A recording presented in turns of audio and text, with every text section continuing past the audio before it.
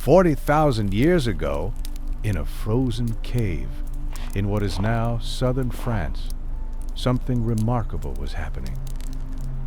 A child was dying.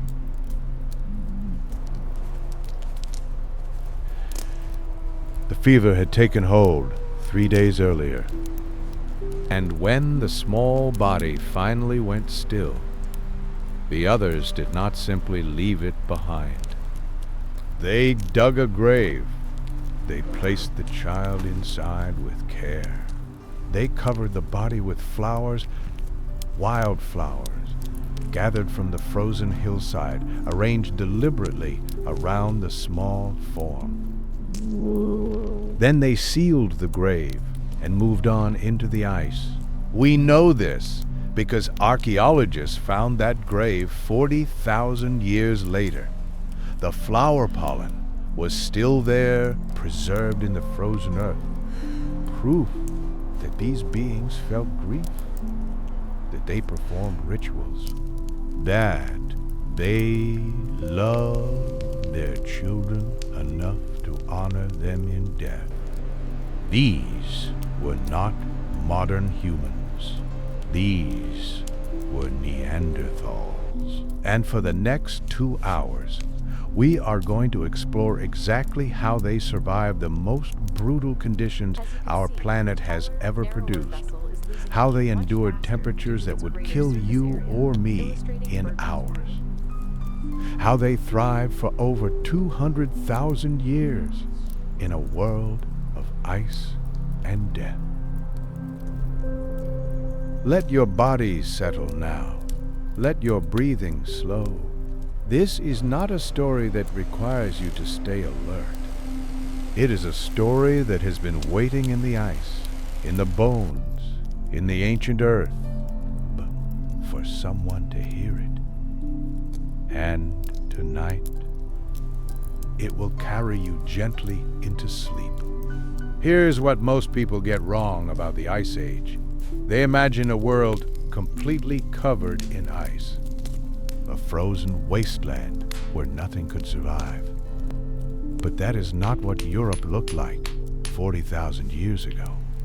The reality was stranger, more complex, pretty, and in many ways, far more terrifying. Breathe. Yes, there were ice sheets. Massive glaciers covered Scandinavia and northern Britain.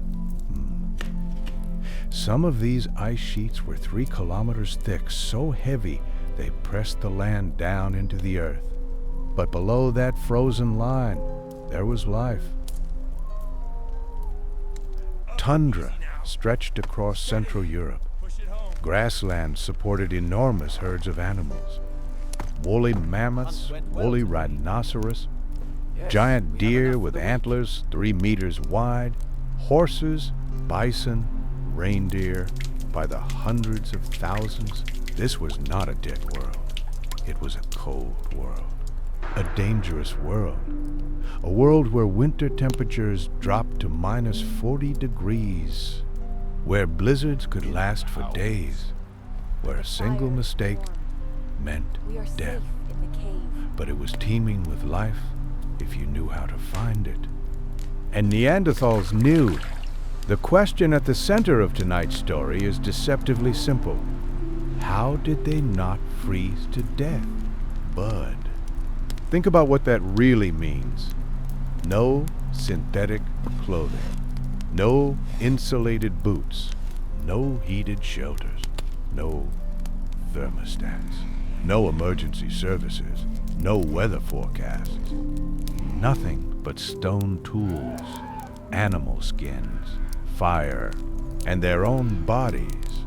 Modern humans, with all our technology, still die of exposure every year. Hikers in the mountains, homeless people in cities, explorers who underestimate the cold. We have every advantage, and we still lose people to hypothermia. Neanderthals had none of our advantages, and they survived for 200,000 years. 12 times longer than modern civilization has existed. They outlasted climate shifts that would have destroyed us.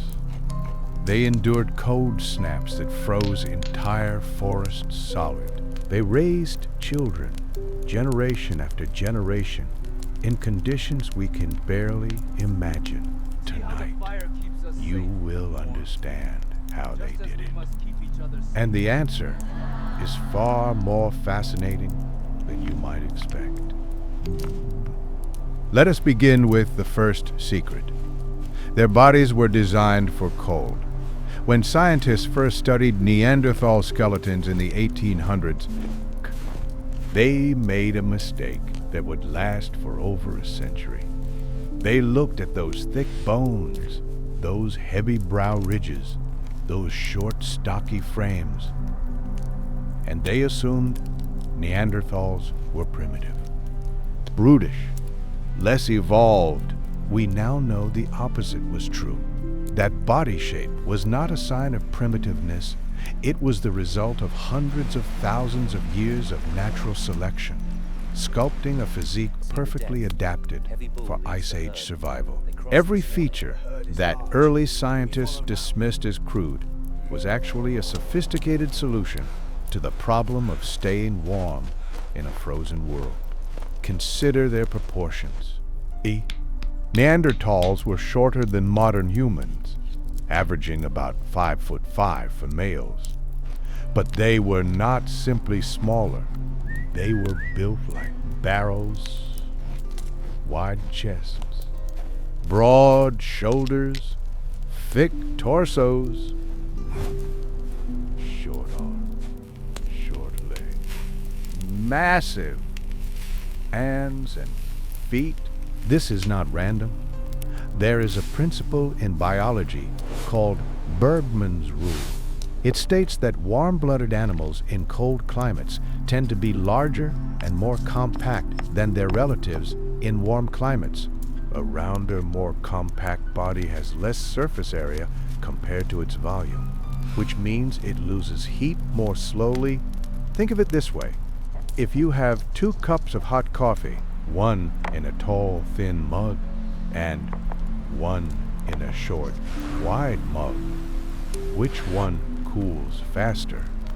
The tall, thin mug, because it has more surface area exposed to the cold air. The short, wide mug retains heat longer. Neanderthal bodies worked the same way. Their compact frames minimized heat loss. Their thick torsos protected vital organs. Their shorter limbs meant less surface area for warmth to escape. And there is more. A related principle called Allen's rule states that animals in cold climates tend to have shorter extremities, shorter ears, shorter snouts, shorter limbs. This is because extremities are where most heat loss occurs. Blood flowing into your fingers and toes passes close to the skin surface, radiating warmth into the cold air. Neanderthal limbs were significantly shorter relative to their torsos than ours. Their arms and legs were like built-in insulation, reducing the amount of warm blood that had to travel to vulnerable extremities. But proportions were only the beginning. Neanderthal noses were enormous, wide, projecting, with large internal chambers. For decades, scientists assumed this was just another primitive feature. We now understand it was a heating and humidifying system. When you breathe cold, dry air, it can damage your lungs. The delicate tissues are not designed for sub-zero temperatures. Bad, bold, racist? Way bad racer.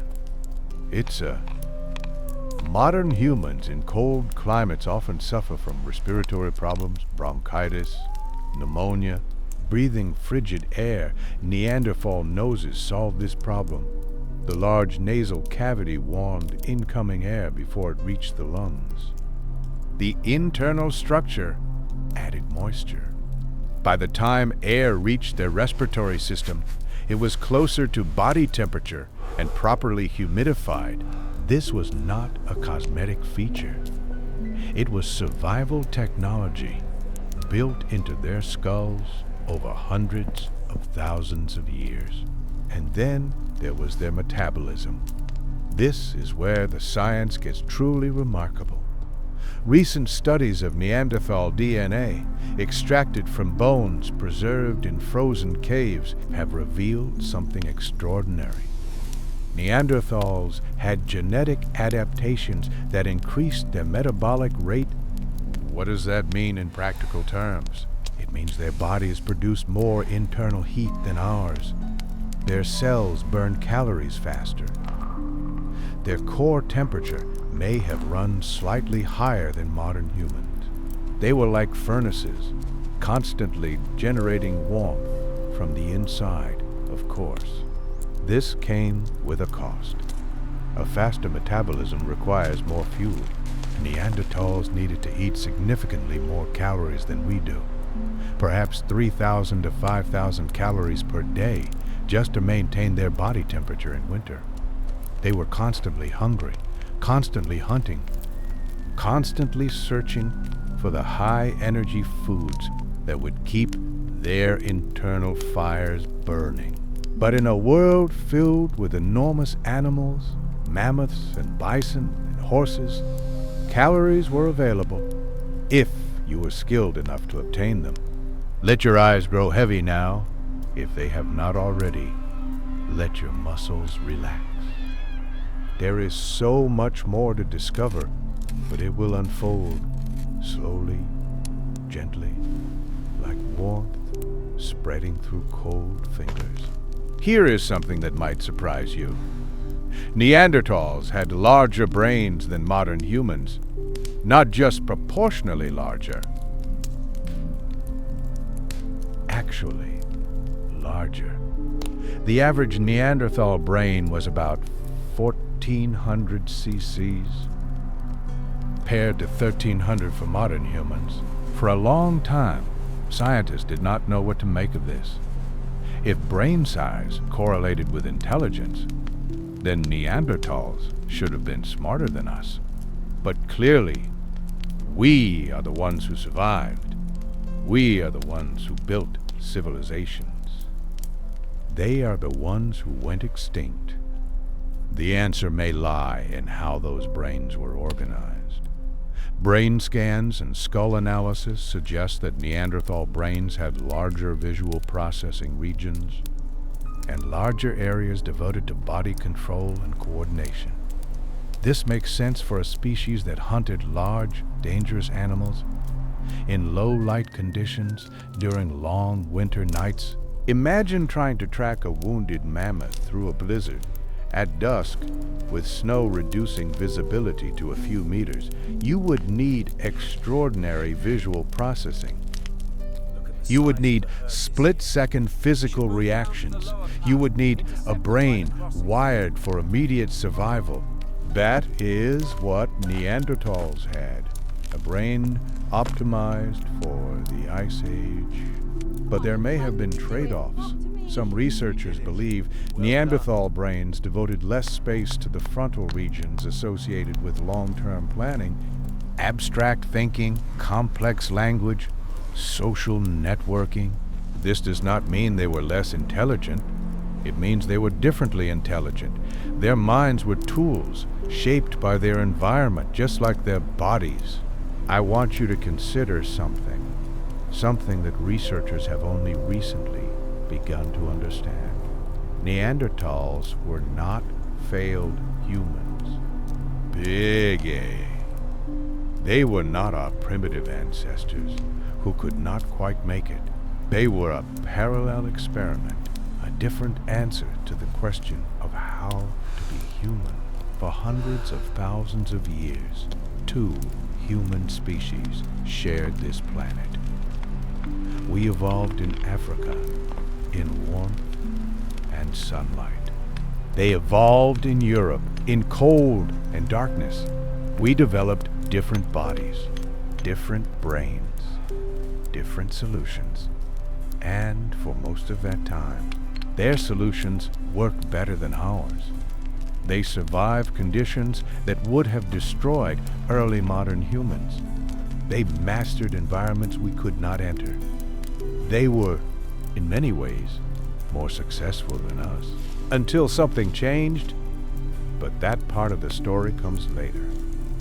For now, just rest with the knowledge that these beings, our closest relatives, were magnificently adapted to their world. Their bodies were survival machines, refined by 200,000 years of evolution, capable of enduring cold that would kill us in hours. The body was the first layer of survival, but it was not enough. Even the most perfectly adapted physique cannot survive indefinitely in sub-zero temperatures without external help. Neanderthals needed more than their biology. They needed technology. They needed skills. They needed knowledge, passed down through generations. They needed fire. Fire changed everything for early humans. But for Neanderthals, fire was not a luxury. It was not a convenience. Difference between life and death. In the depths of an ice age winter, when temperatures dropped to -40, when the sun barely rose above the horizon, fire was the only thing standing between Neanderthals and a frozen death. And they mastered it. We have evidence of Neanderthal fire use going back at least 400,000 years. Hearths have been found in caves across Europe. Carefully constructed fire pits, surrounded by stones, layered with ash from fires that burned season after season, generation after generation. Some of these hearths show continuous use spanning thousands of years. Imagine that. The same fire pit in the same cave, used by Neanderthals for longer than all of recorded human history. But here is the question that scientists argued about for decades. Did Neanderthals know how to start fires, or did they only know how to keep them burning? This matters because keeping a fire alive is much easier than starting one from scratch. If Neanderthals could only maintain fires, not create them, then losing a fire would be catastrophic. They would have to search for natural fires, lightning strikes, volcanic activity, or steal fire from other groups. The evidence now strongly suggests Neanderthals could start fires whenever they needed. Archaeologists have found manganese dioxide at Neanderthal sites. This is not a material that occurs naturally in caves. It had to be deliberately collected and carried sometimes over long distances. Why would Neanderthals do this? Because manganese dioxide dramatically lowers the ignition temperature of wood. If you grind manganese dioxide into powder and sprinkle it on tinder, the tinder will catch fire much more easily when struck with sparks. This is not accidental. This is chemistry. Neanderthals understood, through trial and error over countless generations, that this particular mineral made fire starting easier. They sought it out. They carried it with them. They used it deliberately. That is not the behavior of primitives struggling to survive. That is sophisticated knowledge passed from parent to child, refined over tens of thousands of years. Let that knowledge settle into you now, like warmth from a distant fire. These beings who lived so long ago were not so different from us. They solved problems. They learned. They taught their children. And they did not freeze because they refused to freeze. Because they had spent 200,000 years learning how to live in a world that wanted them dead. But fire was only part of the answer. There were nights when fire was not enough.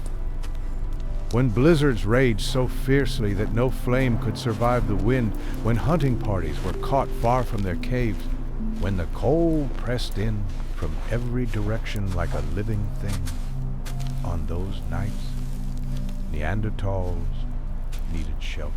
And the shelters they built tell us something remarkable about how they saw the world. In the Molodova site in Ukraine, Archaeologists discovered something extraordinary. A structure made from mammoth bones, enormous leg bones arranged in a circle, tusks forming the framework for a roof, skulls positioned at the entrance. This was not an accident, not bones scattered randomly by scavengers. This was architecture, deliberate construction, a shelter built from the bodies of the largest animals on Earth. Think about what that required. First, you had to kill a mammoth, or several mammoths. These were animals that weighed 6 tons, armed with tusks, 3 meters long, capable of crushing a human with a single step. Then, you had to butcher them, separate the meat from the bones, transport bones weighing hundreds of kilograms back to your campsite. Then, you had to position the bones correctly, create a framework strong enough to support a roof, cover the structure with hides to block the wind. This was not the work of mindless brutes. This was engineering. I wonder if you have ever thought about what it means to build a house from the bones of giants. It means you see the world differently. You look at a mammoth and you do not just see meat. You see walls, you see shelter, you see survival. Neanderthals had that vision. They looked at the frozen world around them and they saw possibilities, materials, solutions. Where we might see only death, they saw life. The caves helped too. Neanderthals are famous for living in caves, and for good reason. Caves offered natural insulation. The temperature inside a deep cave remains relatively constant year-round, warmer than outside in winter, cooler than outside in summer. But not just any cave would do. Neanderthals chose their caves carefully. South-facing entrances to catch what little winter sun there was, protected from prevailing winds. Near water sources, near hunting grounds, with enough interior space for a group to live and work. Once they found a good cave, they returned to it season after season, year after year, generation after generation. The same families using the same caves for thousands of years, until the walls were blackened with soot, until the floors were layered meters deep with the debris of daily life. These were not temporary camps. These were homes. If you are still listening, still drifting somewhere between waking and sleep, I want you to imagine something. Imagine huddling in one of those caves 40,000 years ago while a blizzard howls outside. The fire crackles in the center of the space. Smoke rises toward the ceiling and escapes through cracks in the rock. Around you, your family, your children, the others who share your life. Outside, the temperature is 50 below. The wind is screaming. Death is waiting just beyond the entrance. But inside, you are warm. You are safe. You have meat stored from the autumn hunts. You have furs piled thick for sleeping. You have fire and knowledge and each other. This was Neanderthal life, not brutish. Human, in every way that matters. There is so much more to tell you about how they dressed, what they ate, how they hunted animals that could have killed them with a single blow, how they cared for their sick and injured, how they buried their dead with rituals we are only beginning to understand. But that unfolds slowly, like the turning of seasons, black an accumulation of snow on a winter hillside. For now, just rest with what you know.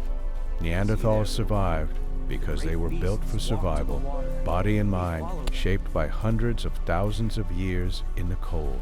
They survived because they mastered fire, not just using it, but creating it whenever they needed. They survived because they built shelters from caves, from bones, but from the materials their frozen world provided. And they survived because they were not alone. But that is a story for the next part of our journey. Let your breathing deepen. Let your thoughts drift like snow, falling softly, covering everything in silence. The Ice Age is waiting, and so is sleep. The world 40,000 years ago was a world defined by ice. To understand how Neanderthals survived, you must first understand what they were surviving. And that requires seeing the Ice Age, not as we imagine it, but as it actually was. The last glacial period began around 115,000 years ago and reached its coldest point about 20,000 years ago. For nearly 100,000 years, ice dominated the northern hemisphere, but this was not a static freeze, not a single long winter.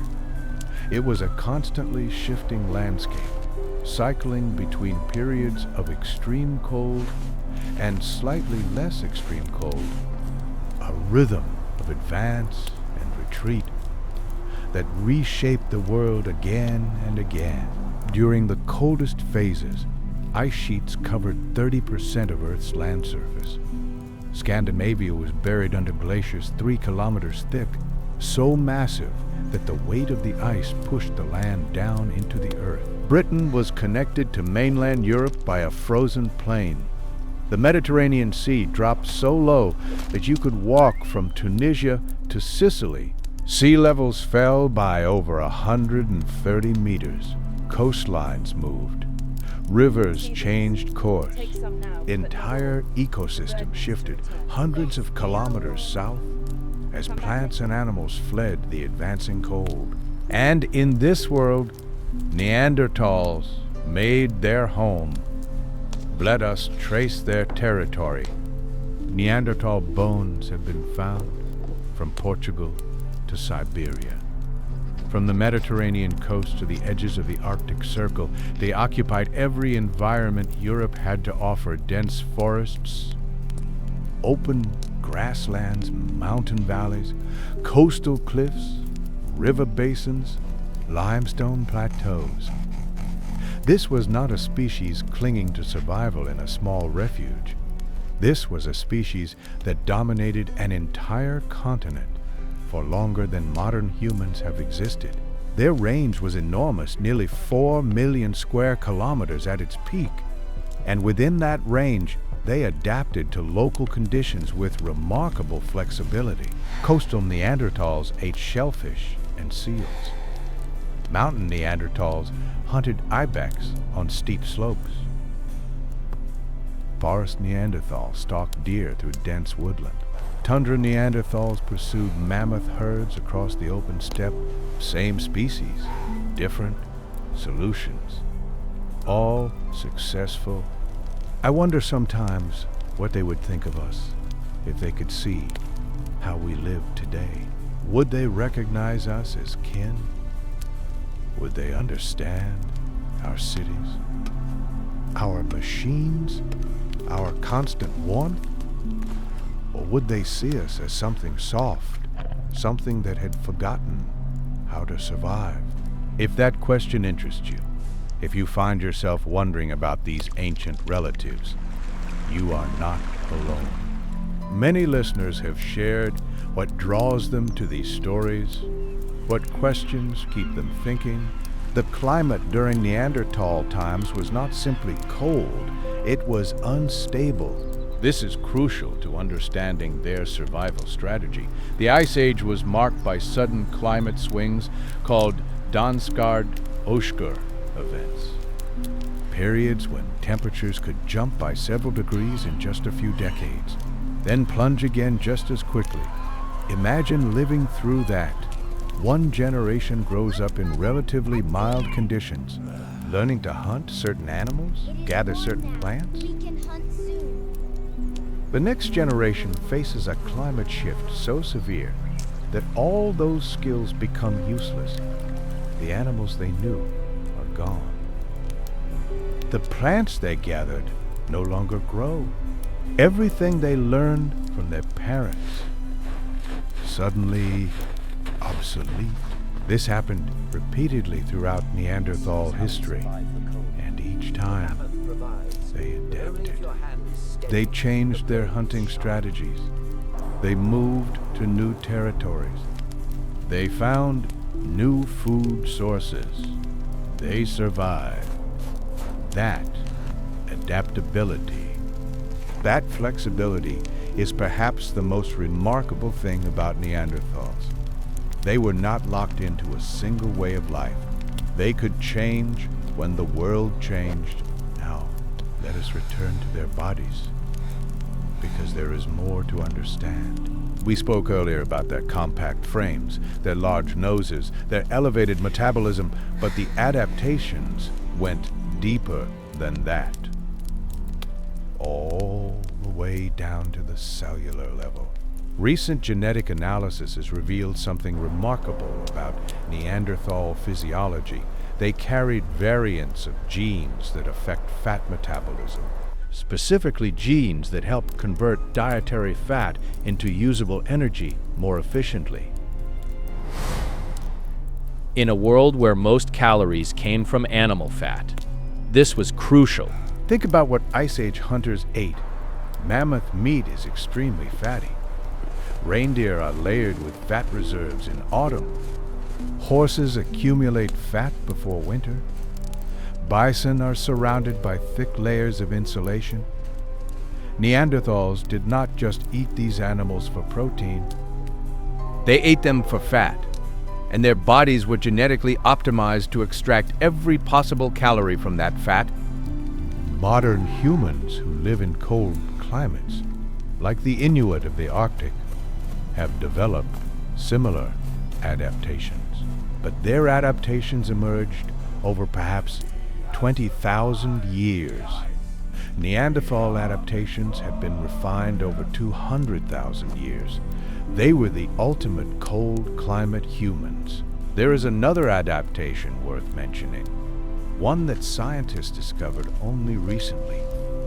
Neanderthals carried genetic variants affecting their circadian rhythms, the internal clock that regulates sleep and wakefulness. In the high latitudes where Neanderthals lived, winter days were short. In some areas, the sun barely rose above the horizon for months at a time. Summer days were correspondingly long, with the sun circling the sky without setting.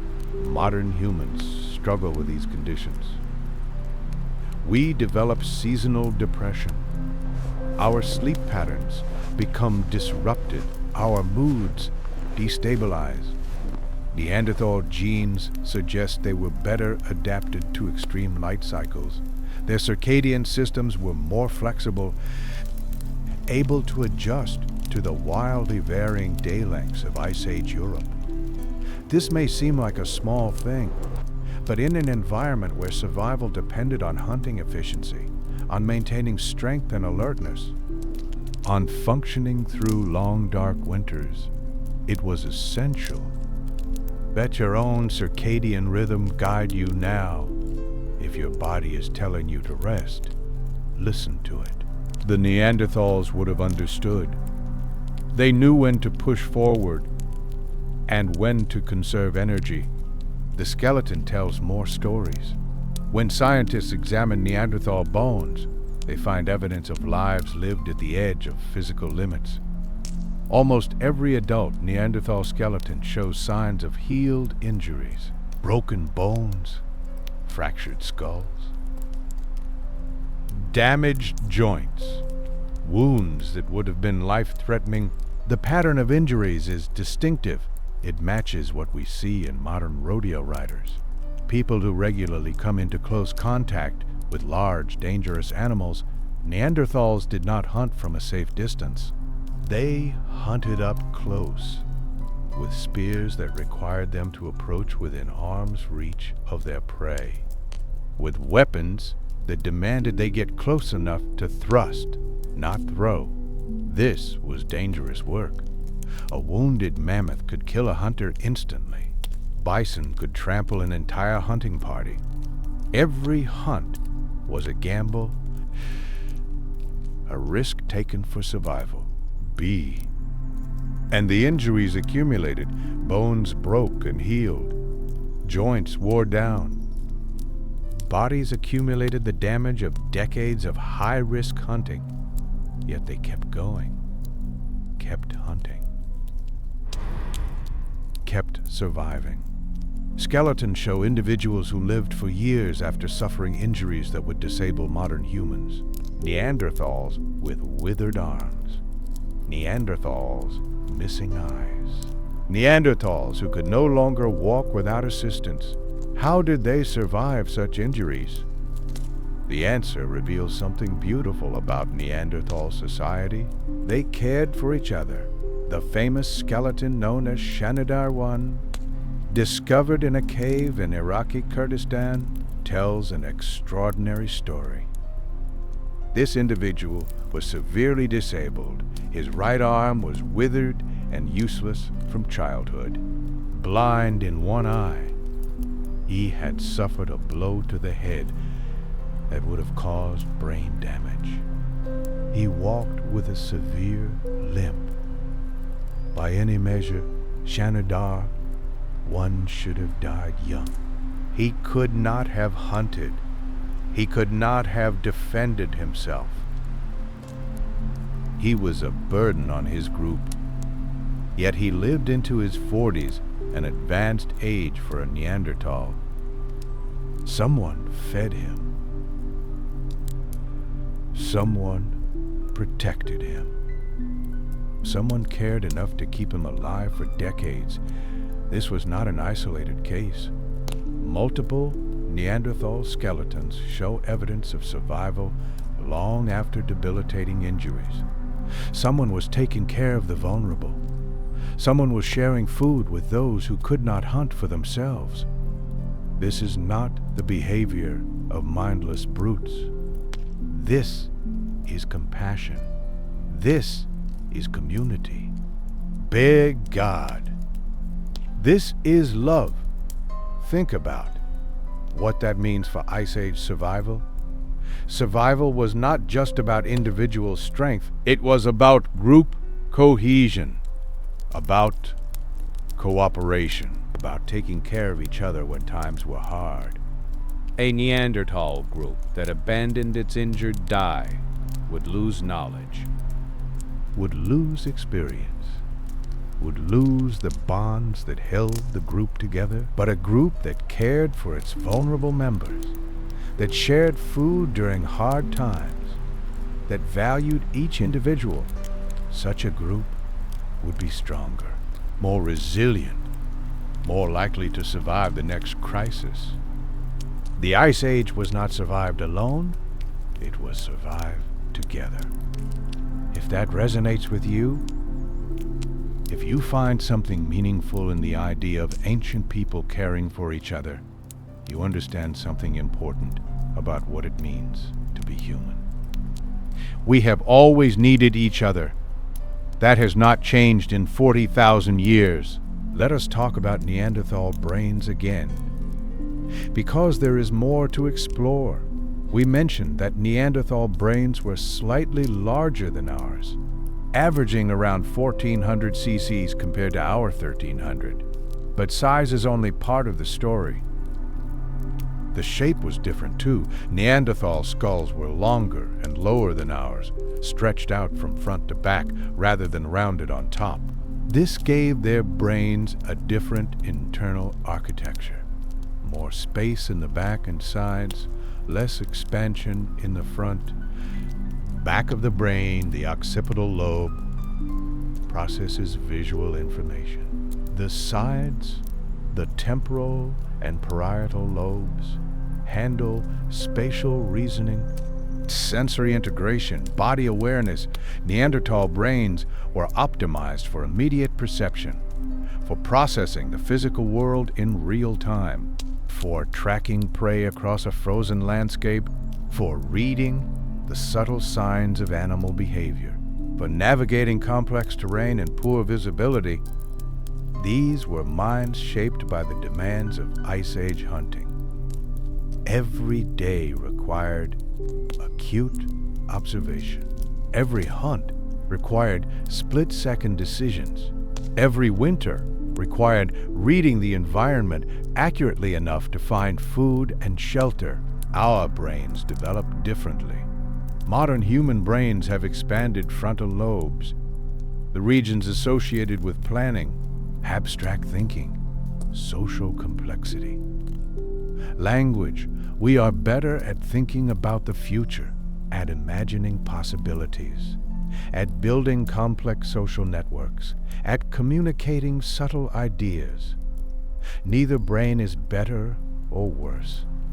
They are different tools for different problems.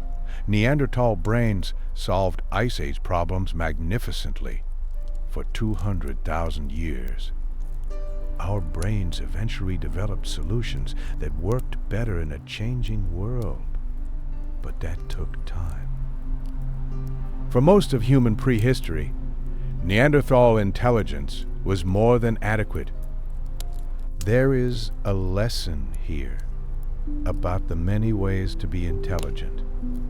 We tend to assume that our kind of intelligence, the kind that builds cities and writes books and creates technology, is the only valid form.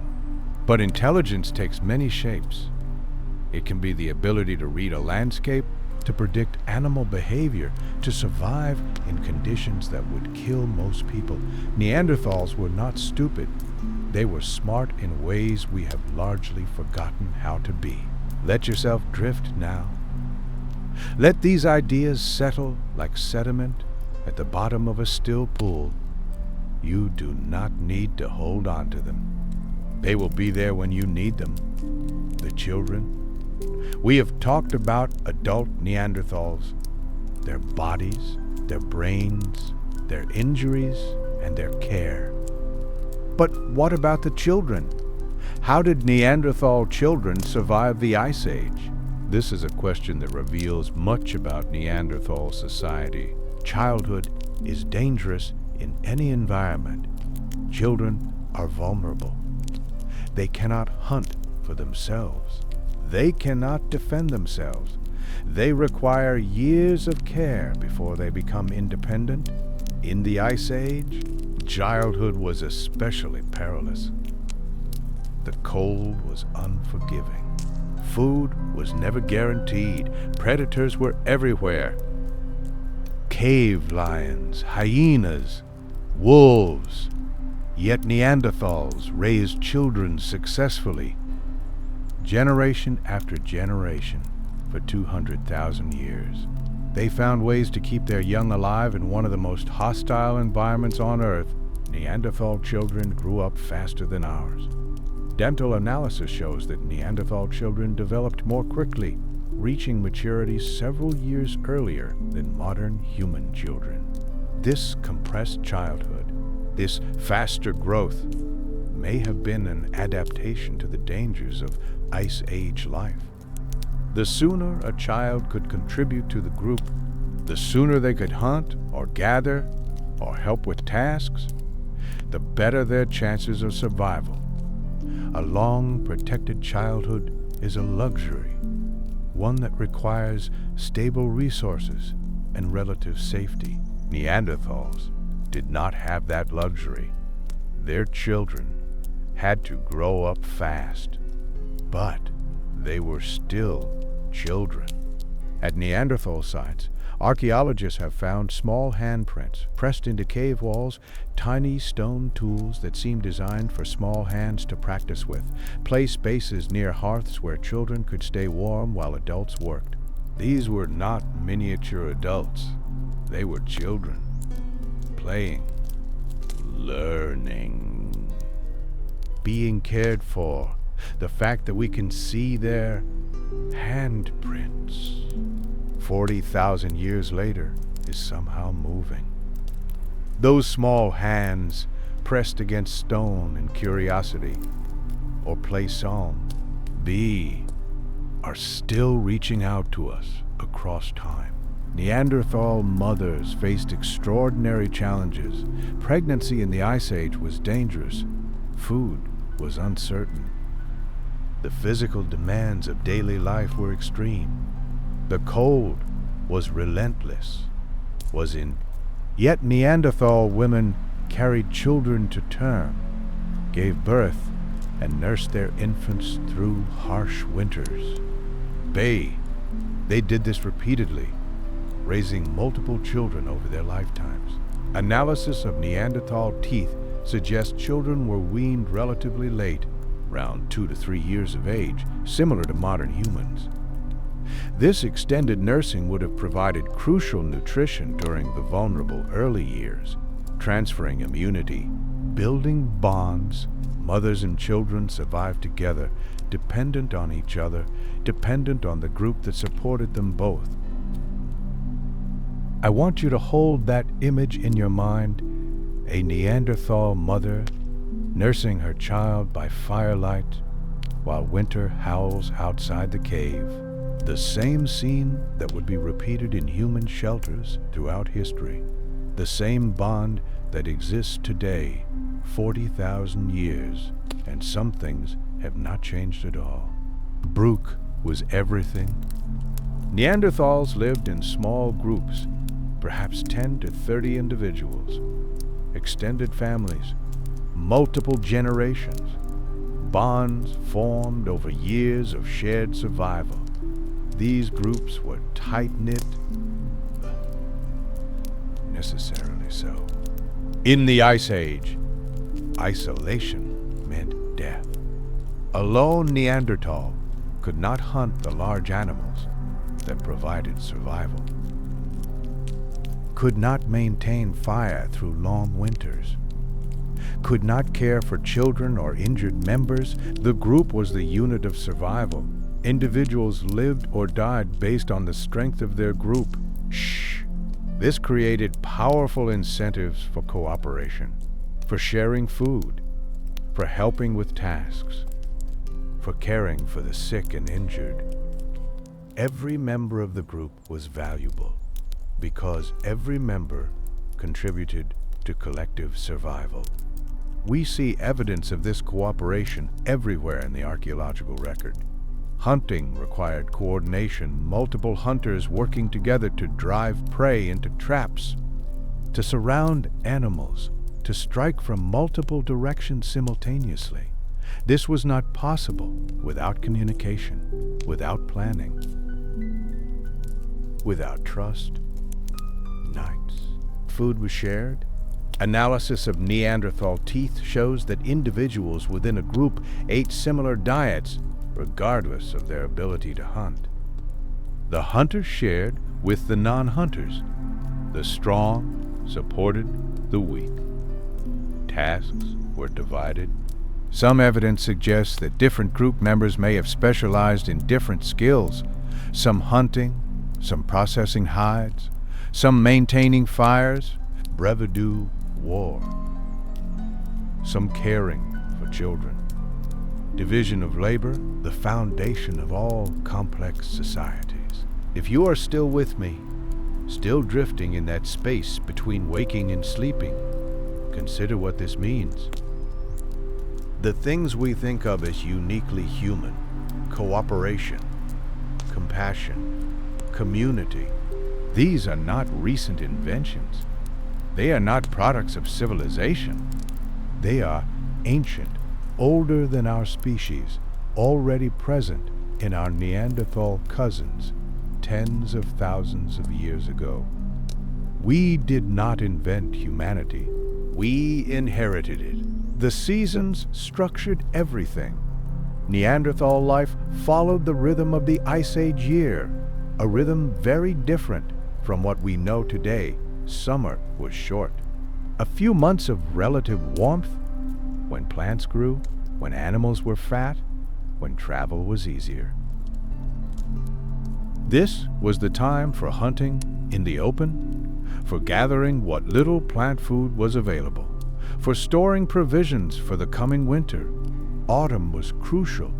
This was when animals accumulated their fat reserves, when they were at their most nutritious. Autumn hunts determined whether a group would survive the winter. Success meant life. Bail! Winter was survival. Long months huddled in caves or shelters, living off stored food and whatever hunting was possible. Winter was about conservation, about making resources last, about enduring until the world thawed. Spring was renewal, the ice melting, animals emerging from their own winter strategies, the first green shoots appearing on hillsides. Spring meant movement, following the herds as they migrated to summer pastures. This cycle repeated year after year for 200,000 years. Neanderthals knew these rhythms in their bones, passed the knowledge down through generations, survived by reading the seasons accurately. Let the seasons turn in your imagination now. Summer fading to autumn. Autumn hardening to winter. Winter softening to spring. Spring warming to summer. The cycle continues, as it has always continued, as it will continue long after we are gone. We have covered much ground. The Ice Age world, Neanderthal bodies, their brains, their communities, their children, their seasonal rhythms. But we have not yet talked about the most important survival skill of all. We have not talked about the hunt. That story comes next. The story of how small groups of Neanderthals brought down the largest animals on Earth with nothing but stone and courage. But for now, let yourself rest. Let the information settle. Let the images form and dissolve like ice crystals on a winter morning. The hunt can wait. Sleep cannot. There is something worth exploring further about fire. We talked about fire as a tool, as a weapon. Difference between life and death. But fire was more than that. Fire was the center of Neanderthal existence. The hearth was home. Wherever archaeologists find Neanderthal occupation sites, they find hearths. Circles of stones, blackened earth, layers of ash accumulating over years, sometimes centuries of use. These were not casual campfires. They were the anchors of daily life. Everything happened around them. Food preparation, tool making, sleeping, socializing, teaching, healing. The fire defined the space. Big. Inside its warmth, safety. Outside its reach, danger. Boundary was as real as any wall. Some caves contain multiple hearths, suggesting different activity areas. A cooking hearth near the entrance where smoke could escape.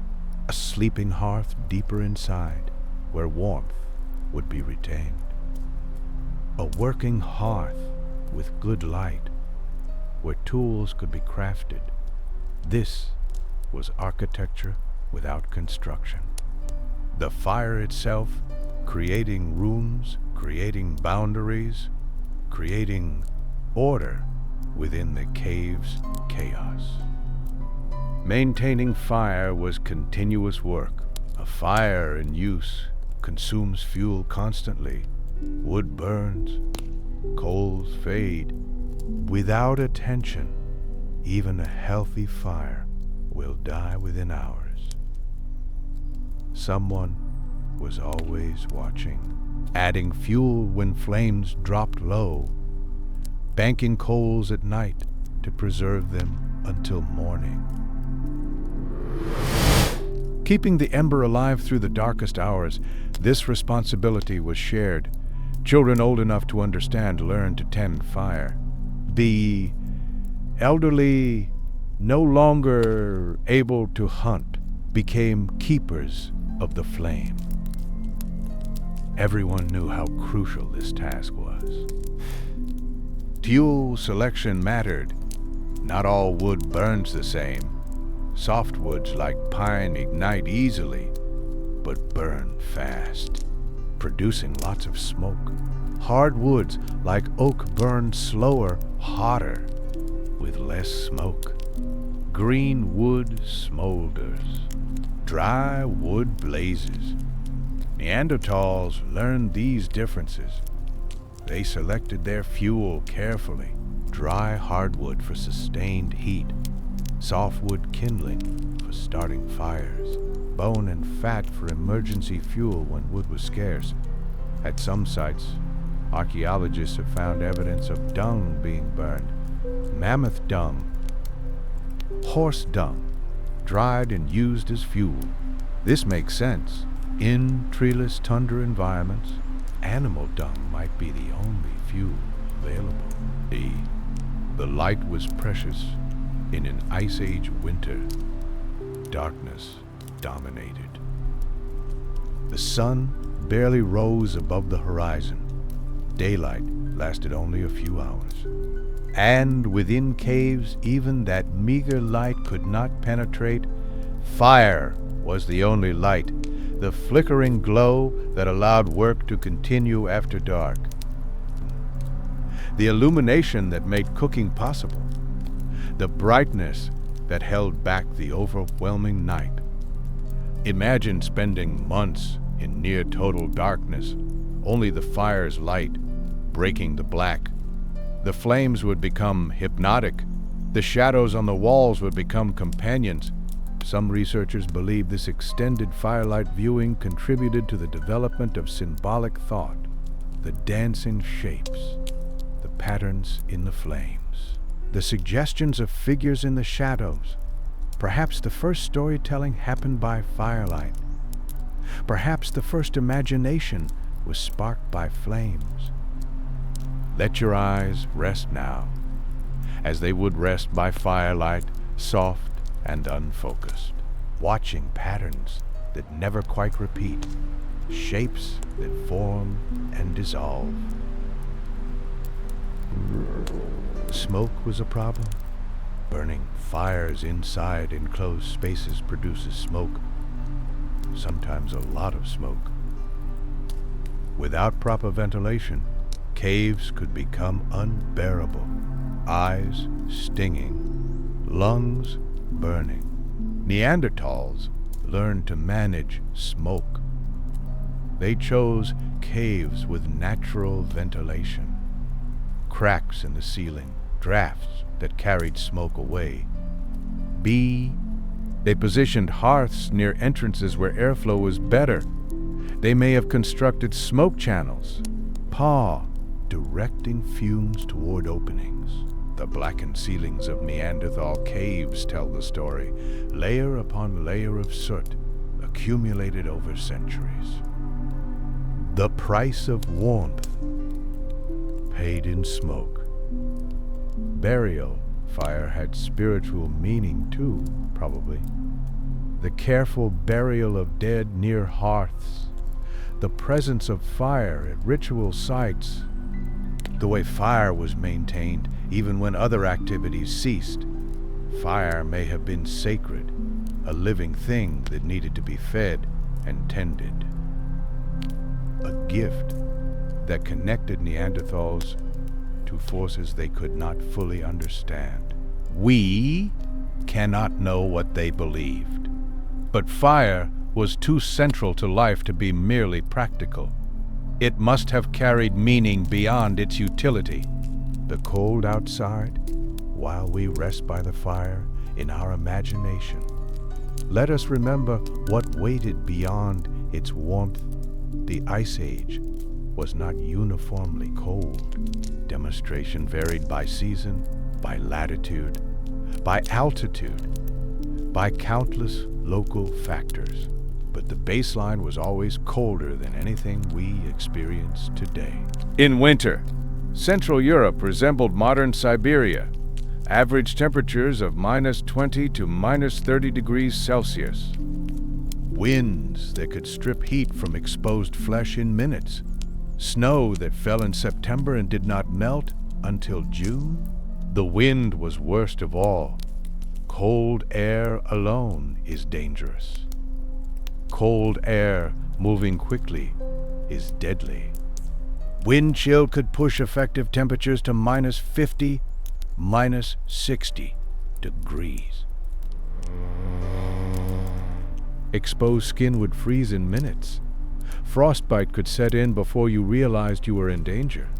Neanderthals knew the wind. They chose shelters protected from prevailing winds. They avoided travel during storms. They understood that wind was more dangerous than cold alone. The landscape itself was hostile. Frozen rivers could not be crossed safely. Ice that looked solid might give way. Water beneath was cold enough to stop your heart in seconds. Snow concealed dangers, holes, rocks, crevasses that could swallow a careless traveler. Navigation became difficult when familiar landmarks disappeared under white. Avalanches threatened mountain territories. The deep snows of Ice Age winters were unstable. A loud sound, a slight warming, and tons of snow could come crashing down without warning. Neanderthals who survived learned to read these dangers, to know which ice was safe, to recognize avalanche terrain, to navigate by landmarks that snow could not cover. The animals were dangerous too. We think of Neanderthals as predators, and they were. But they were also prey. Cave lions were the apex predators of Ice Age Europe, larger than modern lions, with longer legs for running in snow. They hunted in the same territories Neanderthals occupied. They sheltered in the same caves.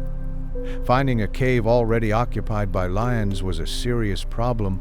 Did Neanderthals fight lions for shelter? Did they wait for the cats to leave?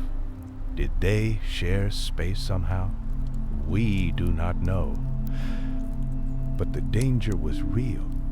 Neanderthal bones have been found with lion tooth marks. Cave lions killed humans when they could. Boo. Cave bears were another threat. Enormous animals weighing up to 1,000 kilograms. Who used the same caves for hibernation that Neanderthals used for shelter? The timing must have required careful attention. Bears entered caves in autumn to hibernate. They emerged in spring, hungry and irritable. A Neanderthal group that occupied a cave at the wrong time might find themselves confronting an angry bear. Evidence suggests conflict was common. Bear bones with butchery marks, human bones with bare tooth marks. The caves were contested territory. Wolves circled at the edges, not the wolves we know today, but larger, more numerous, organized into packs that could number in the dozens. They followed Neanderthal groups, waiting for weakness, for opportunity. A lone Neanderthal was vulnerable, an injured hunter, a child who wandered too far, an elder who could not keep up. The wolves waited for these moments. Neanderthals learned to never be alone, to stay together, to watch for predators constantly.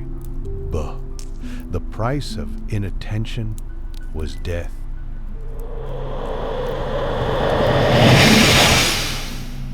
Let the dangers fade now. Let them become distant, abstract, no longer threatening. You are safe, but warm, protected by 40,000 years of distance from that dangerous world. The sounds of the Ice Age. Close your eyes, if they are not closed already, and imagine what Neanderthals heard. Wind, constantly. The sound of air moving across frozen landscapes. Sometimes a whisper, sometimes a howl. Never completely silent, a silent. Good. Animal sounds, wolves howling in the distance, mammoths trumpeting, the snort of horses, the bellow of bison, the growl of predators in the night, ice cracking, glaciers move slowly, but they move, the deep groans of shifting ice, the crack of frozen rivers breaking up in spring, the drip of meltwater in brief thaws, fire crackling, the constant companion sound, pop of burning wood, hiss of moisture escaping, the low roar of a healthy blaze, human voices, conversation, laughter, perhaps, singing maybe, the sounds of people living together, working together, surviving together. These sounds formed the soundtrack of Neanderthal existence. The acoustic environment that shaped their minds, their responses, Their understanding of the world. We live in a different soundscape now.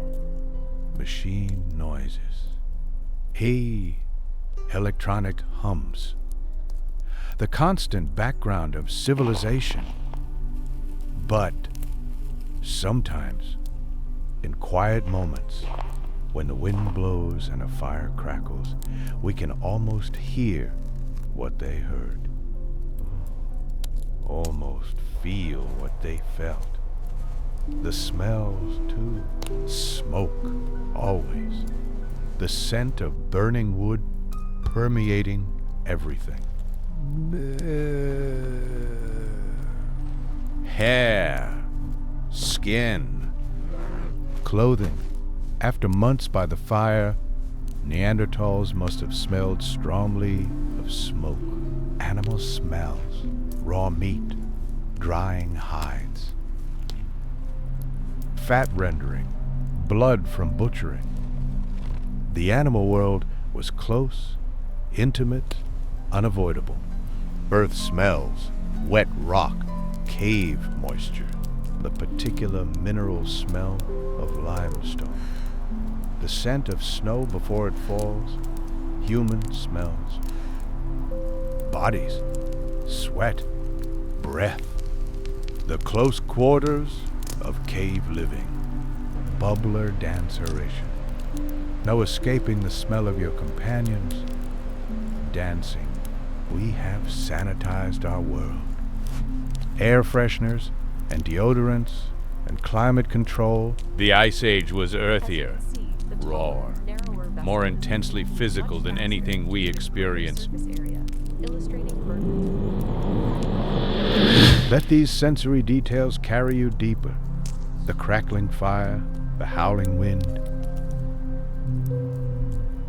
the smell of smoke and animal hide, forming a world around you, ancient and strange and somehow familiar.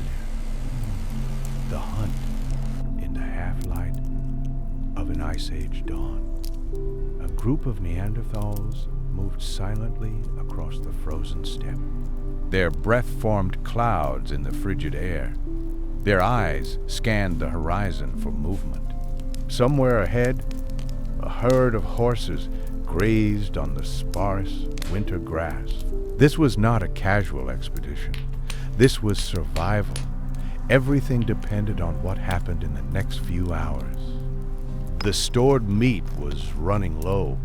The group had not eaten well in days. Children were hungry. The elderly were weakening. The hunt had to succeed.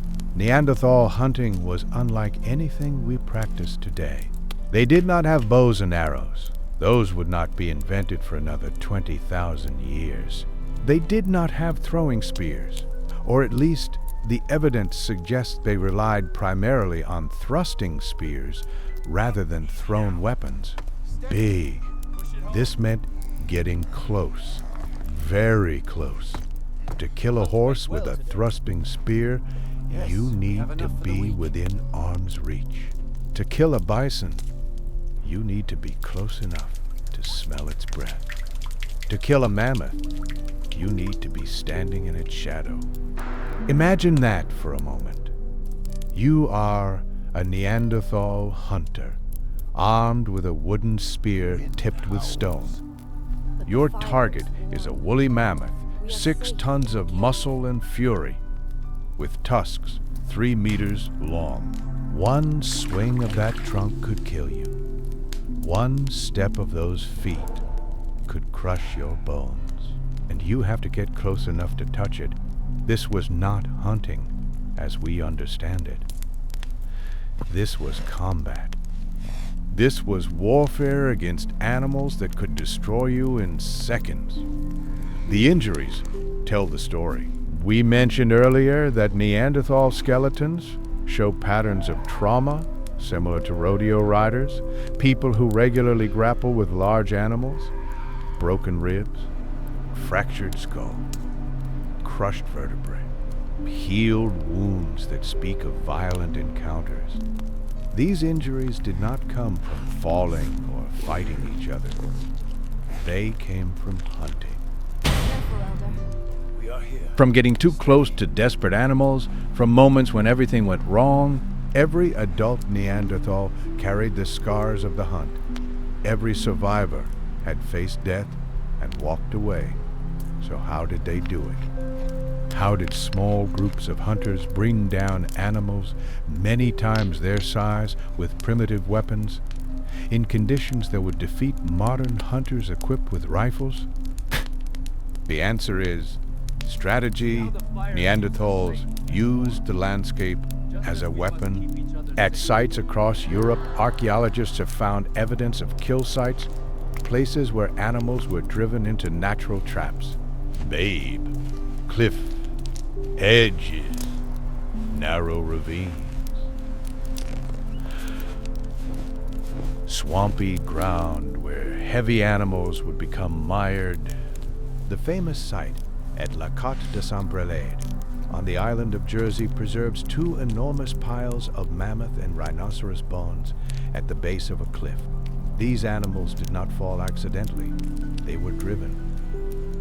Herded by hunters who understood how to use terrain to their advantage, this required planning. It required knowing the landscape intimately. It required coordination among multiple hunters.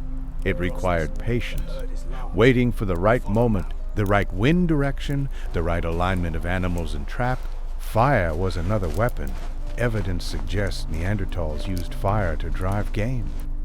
starting grass fires that panicked herds, forcing them to run in predictable directions toward waiting hunters or natural obstacles. This was not random burning. It required understanding of fire behavior, of wind patterns, of animal responses. It required timing. It required teamwork. Ambush hunting was common. Neanderthals learned the habits of their prey, where they drank, where they grazed, where they traveled. They waited at water sources, knowing that every animal must drink. They hid along migration routes, intercepting herds as they moved between seasonal ranges. Patience was essential. Hunters might wait for hours in freezing cold, motionless, invisible. Until the moment to strike arrived, let yourself feel that patience now, the stillness of waiting. The quiet of focused attention, your breathing slow and steady, your body relaxed, time stretching out like a frozen landscape. The weapons themselves were sophisticated. Neanderthal spear points were carefully crafted from stone, flint, obsidian, quartzite. The technique is called levallois, a method of preparing a stone core so that large, sharp flakes can be struck off in predetermined shapes. This was not simple rock bashing. It required planning. You had to visualize the final tool inside the raw stone. You had to execute a series of precise strikes in the correct order. One mistake could ruin hours of preparation. The resulting points were razor sharp, capable of penetrating thick hide and muscle. Mounted on wooden shafts, they created weapons that could kill the largest animals on Earth. The shafts were important too. Wood rarely preserves in the archaeological record, but at waterlogged sites like Schöningen in Germany, complete wooden spears have been found. These spears were over 2 meters long, carefully shaped, with the weight distributed for optimal thrusting. Someone spent hours making each spear, selecting the right wood, shaping it, hardening the tip in fire, balancing it. These were not disposable tools. They were valued possessions, maintained and repaired over years of use. The kill itself was brutal and dangerous. Even with perfect strategy, even with ideal conditions, the final moments of a hunt were chaos. A wounded animal is unpredictable. A mammoth in pain could turn and charge. A bison could gore a hunter with its horns. Multiple hunters attacked simultaneously, trying to inflict enough damage to bring the animal down before it could escape or fight back. Blood, screaming, desperate thrust with spears, and then silence. The great beast falls. The hunters stand panting, injured perhaps, certainly exhausted, but alive, and with enough meat to feed their families for weeks. After the kill came the butchering. This was an enormous task. A mammoth could weigh 6 tons. A bison, nearly a ton. Processing that much meat required time, skill, and coordination. Neanderthals butchered efficiently. Stone tools cut through hide and muscle. Bones were broken to extract marrow, one of the most calorie-dense foods available. Organs were removed and eaten or stored. Nothing was wasted. The work might take days. Hunters camped at kill sites, processing the carcass before scavengers could claim it. Hyenas circled at a distance, waiting for scraps. Vultures gathered overhead. Every pound of meat carried back to camp represented survival. Every calorie extracted was a small victory against the cold. If you have ever wondered about the details of ancient life, if these images are forming in your mind as you drift towards sleep, you are connecting with something deep, something that links us to those who came before. The meat was only part of the animal. Neanderthals used everything. Hides became clothing and shelter. Bones became tools and building materials. Sinew became cordage for binding. Fat became fuel and food. Antlers became picks and hammers. A single large animal provided materials for months of daily life. Nothing was discarded. Nothing was overlooked. This comprehensive use of prey animals is one of the hallmarks of Ice Age survival. Waste meant death. Efficiency meant life. Let us talk about clothing. This is where we address one of the most critical questions of Neanderthal survival. How did they stay warm? We have talked about their bodies, their compact frames, their elevated metabolism. We have talked about fire, about shelters. But in the brutal cold of an Ice Age winter, something more was needed. They needed to wear their prey. The evidence for Neanderthal clothing is indirect but compelling. Stone tools found at Neanderthal sites include scrapers, implements designed specifically for cleaning animal hides. These scrapers show wear patterns consistent with hide preparation, repetitive motions of removing fat and flesh from skins. Why would you clean a hide unless you intended to use it? The most likely use is clothing. Wrapping yourself in the skin of animals you had killed, using their insulation to supplement your own. Hide preparation is complex work. Fresh animal skin is wet, bloody, covered with fat and connective tissue. If you simply wrap it around yourself, it will rot. It will smell. It will become stiff and useless. To make usable clothing, you must process the hide. Scrape away the flesh, remove the fat, stretch the skin to prevent shrinkage, possibly smoke it to preserve it, or treat it with brains or other substances to make it supple. These techniques require knowledge passed from generation to generation. They require tools specifically designed for the task. They require time and effort. Neanderthals had all of these. The evidence is in the scrapers, in the cut marks on bones, in the fragments of worked hide that occasionally preserve in exceptional conditions. What did Neanderthal clothing look like? We do not know exactly. No complete garments have survived. But we can make educated guesses. Simple cloaks or capes seem likely. Large hides draped over the shoulders, held in place with bone pins or wrapped cord. Foot coverings of some kind, perhaps simple wrappings of hide around the feet and lower legs. More complex garments are possible but uncertain. Stitched clothing requires needles, and while bone needles appear at later modern human sites, evidence for Neanderthal sewing is limited. The simplest effective clothing would be layers of hide, multiple skins wrapped and tied to create insulation. Not elegant.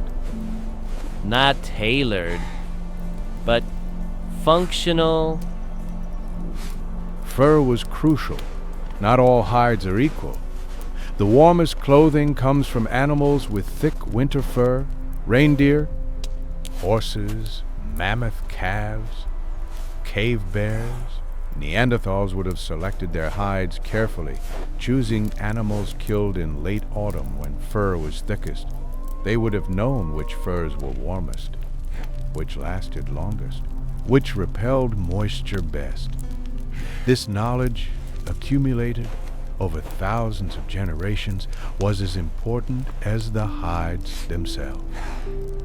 Let yourself imagine the weight of fur around your shoulders, heavy and warm, smelling of animal dyers, of smoke, of the life you took to survive, the warmth spreading through your body, the cold held at bay.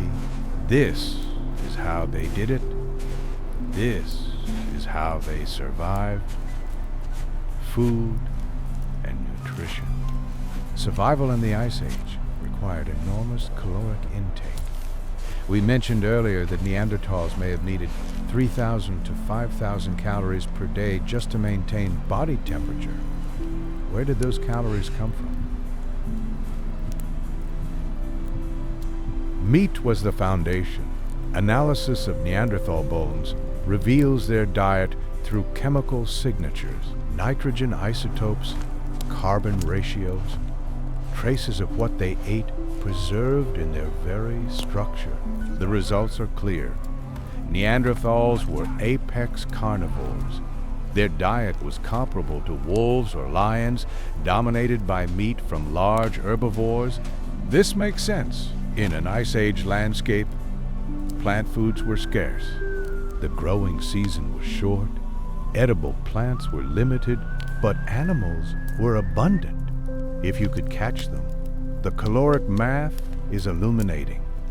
A mammoth carcass might provide 1 million calories, enough to feed a group of 20 for more than a month.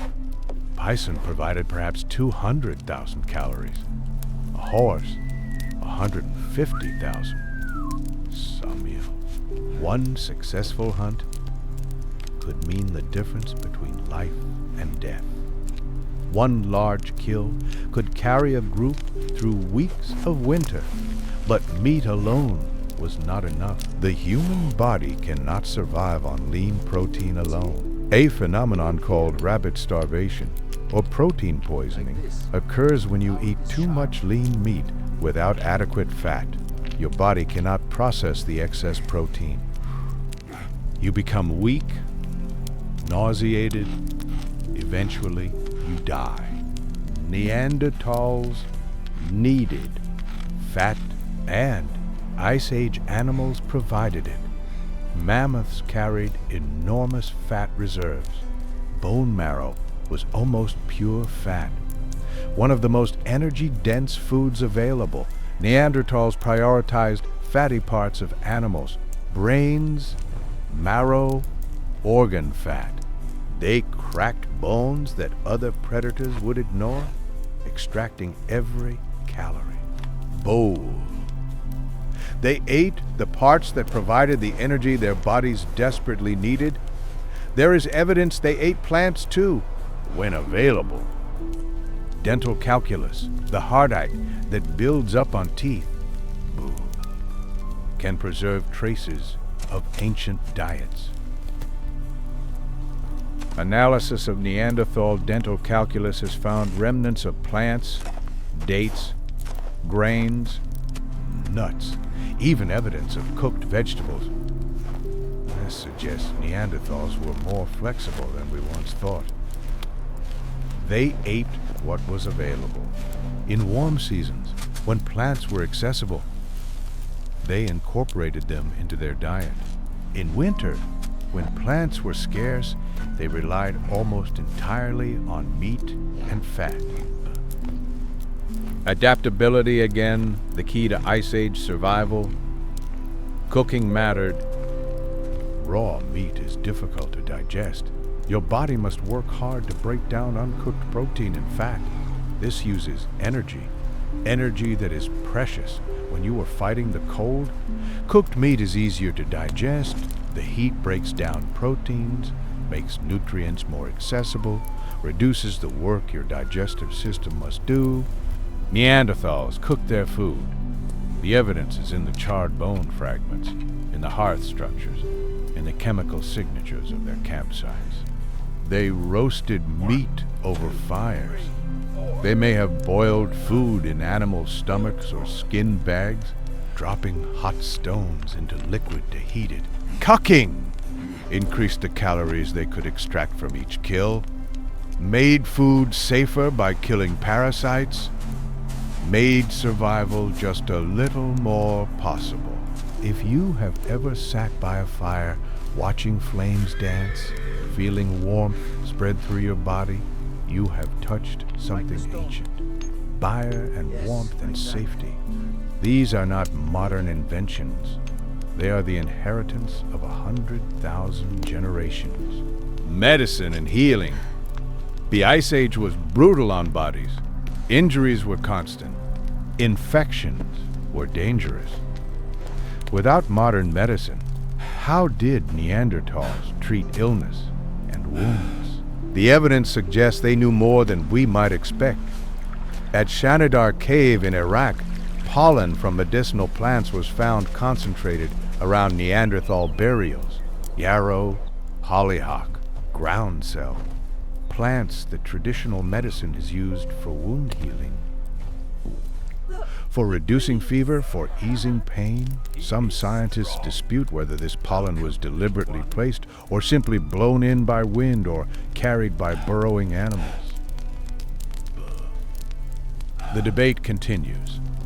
But other evidence is harder to dismiss.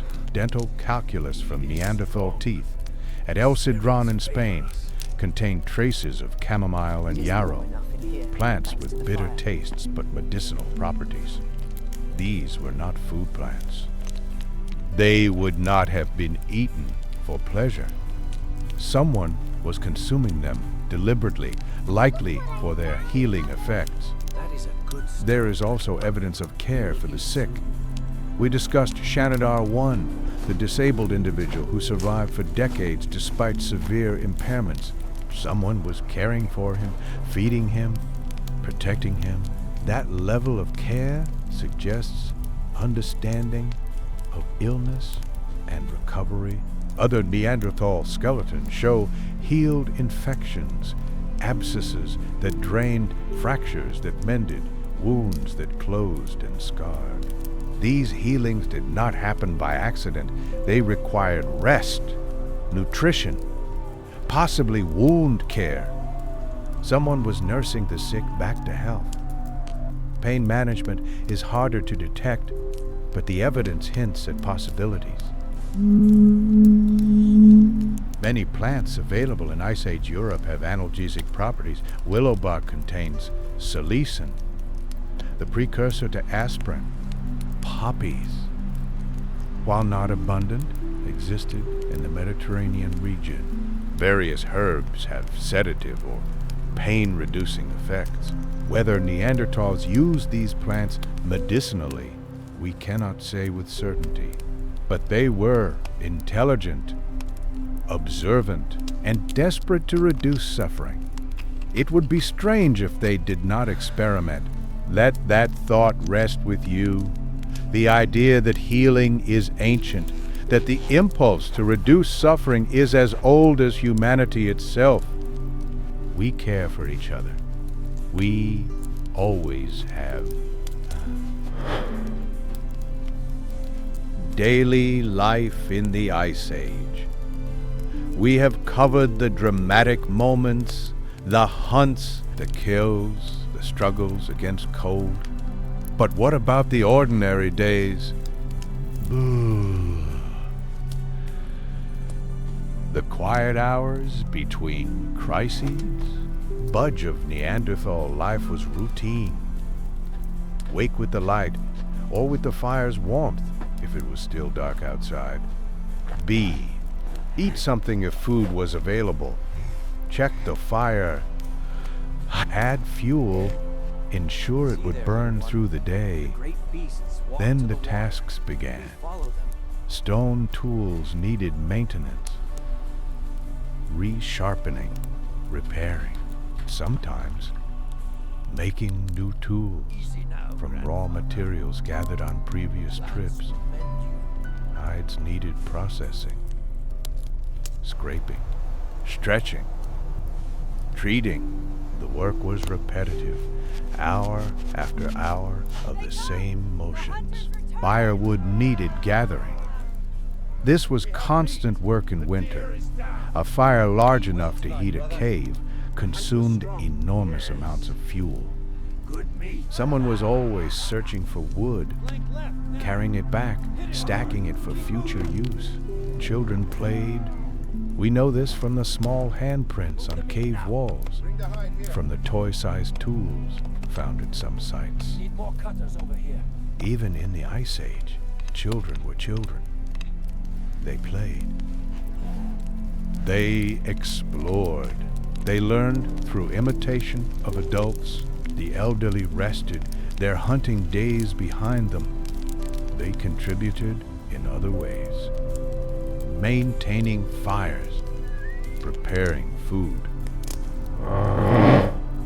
teaching skills to the young, sharing knowledge accumulated over lifetimes. The rhythm was slow, patient.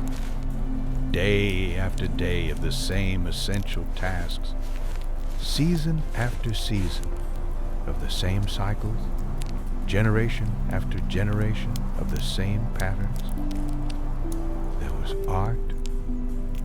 For a long time, scientists believed Neanderthals lacked the capacity for symbolic thought. They were practical creatures, focused on survival without the creativity of modern humans. We now know this was wrong. In caves across Europe, Neanderthals left evidence of symbolic behavior. Ochre, red and yellow pigments, collected and processed. Eagle talons and feathers, selected and perhaps worn as ornaments. Shells gathered far from the sea, pierced for stringing. And most remarkably, cave paintings. In Spain, at sites like La Pasiega and Ardales, geometric paintings have been dated to over 65,000 years ago, long before modern humans arrived in Europe. These paintings could only have been made by Neanderthals. Simple shapes, red ochre on limestone, hands pressed against rock and outlined with pigment. Not the sophisticated animal art of later periods, but art nonetheless. Marks made with intention. Symbols whose meaning we cannot know, but whose existence tells us something profound. Neanderthals had inner lives. They thought about things beyond immediate survival. They created marks that would outlast them, reaching across time to speak to us 40,000 years later. If that moves you, if you feel something when you imagine a Neanderthal hand pressing against cold stone, leaving a mark that would last for millennia, you are feeling the connection between us. The thread that links all humans. But across species, across time. Night in the Ice Age, when darkness fell, and in winter it fell early. Neanderthal life contracted to the circle of firelight. The world beyond that circle was dangerous. Cave lions hunted at night. Hyenas prowled in packs. Wolves circled at the edges of human territory, waiting for weakness. Fire kept the predators at bay. Its light warned them. Its heat created a barrier they would not cross. As long as the fire burned, the night could be survived. What did they do in those long, dark hours? They talked. Almost certainly, we do not know how complex Neanderthal language was, but they had the physical apparatus for speech. Their hyoid bones, It is warm now. the small structures in the throat that support the tongue, were similar to ours.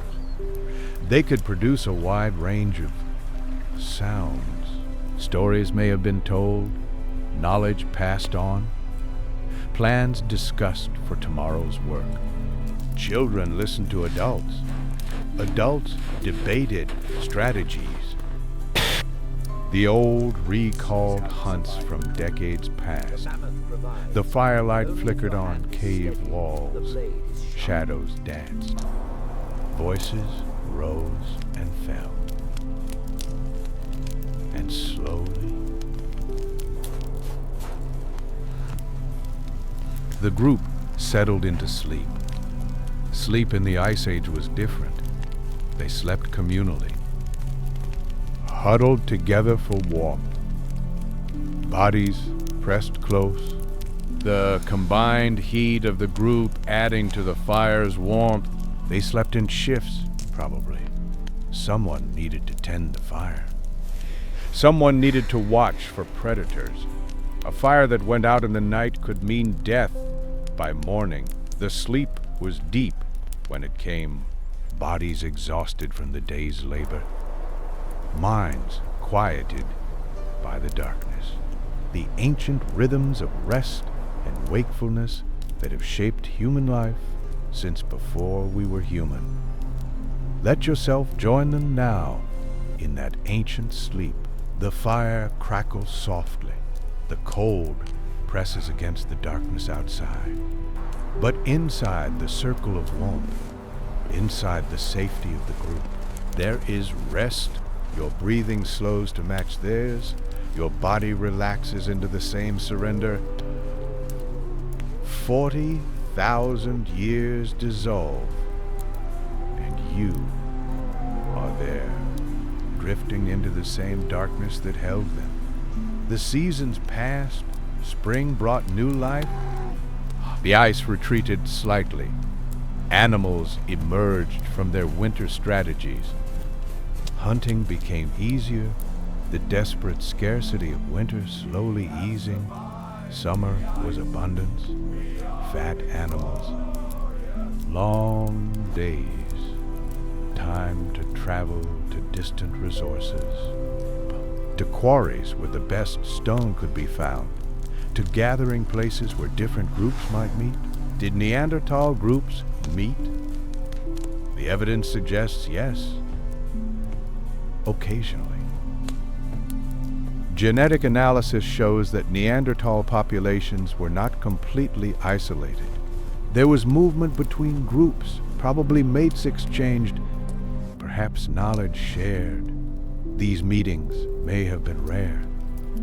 Once a year, once a generation, we cannot know, but they happened. The genetic record proves it. Autumn was preparation. The frantic work of storing food for winter, the selection of a winter shelter, the gathering of materials that would be needed during the frozen months. Well, Neanderthals who failed to prepare in autumn did not survive the winter. Natural selection was harsh and immediate. Only those who planned ahead, who worked hard in the season of plenty, would see the spring. Winter was endurance huddled in caves, living on stored food and whatever hunting was possible, waiting, surviving, enduring month after month of cold, month after month of darkness, month after month of simple persistence. And then spring again, the cycle continuing.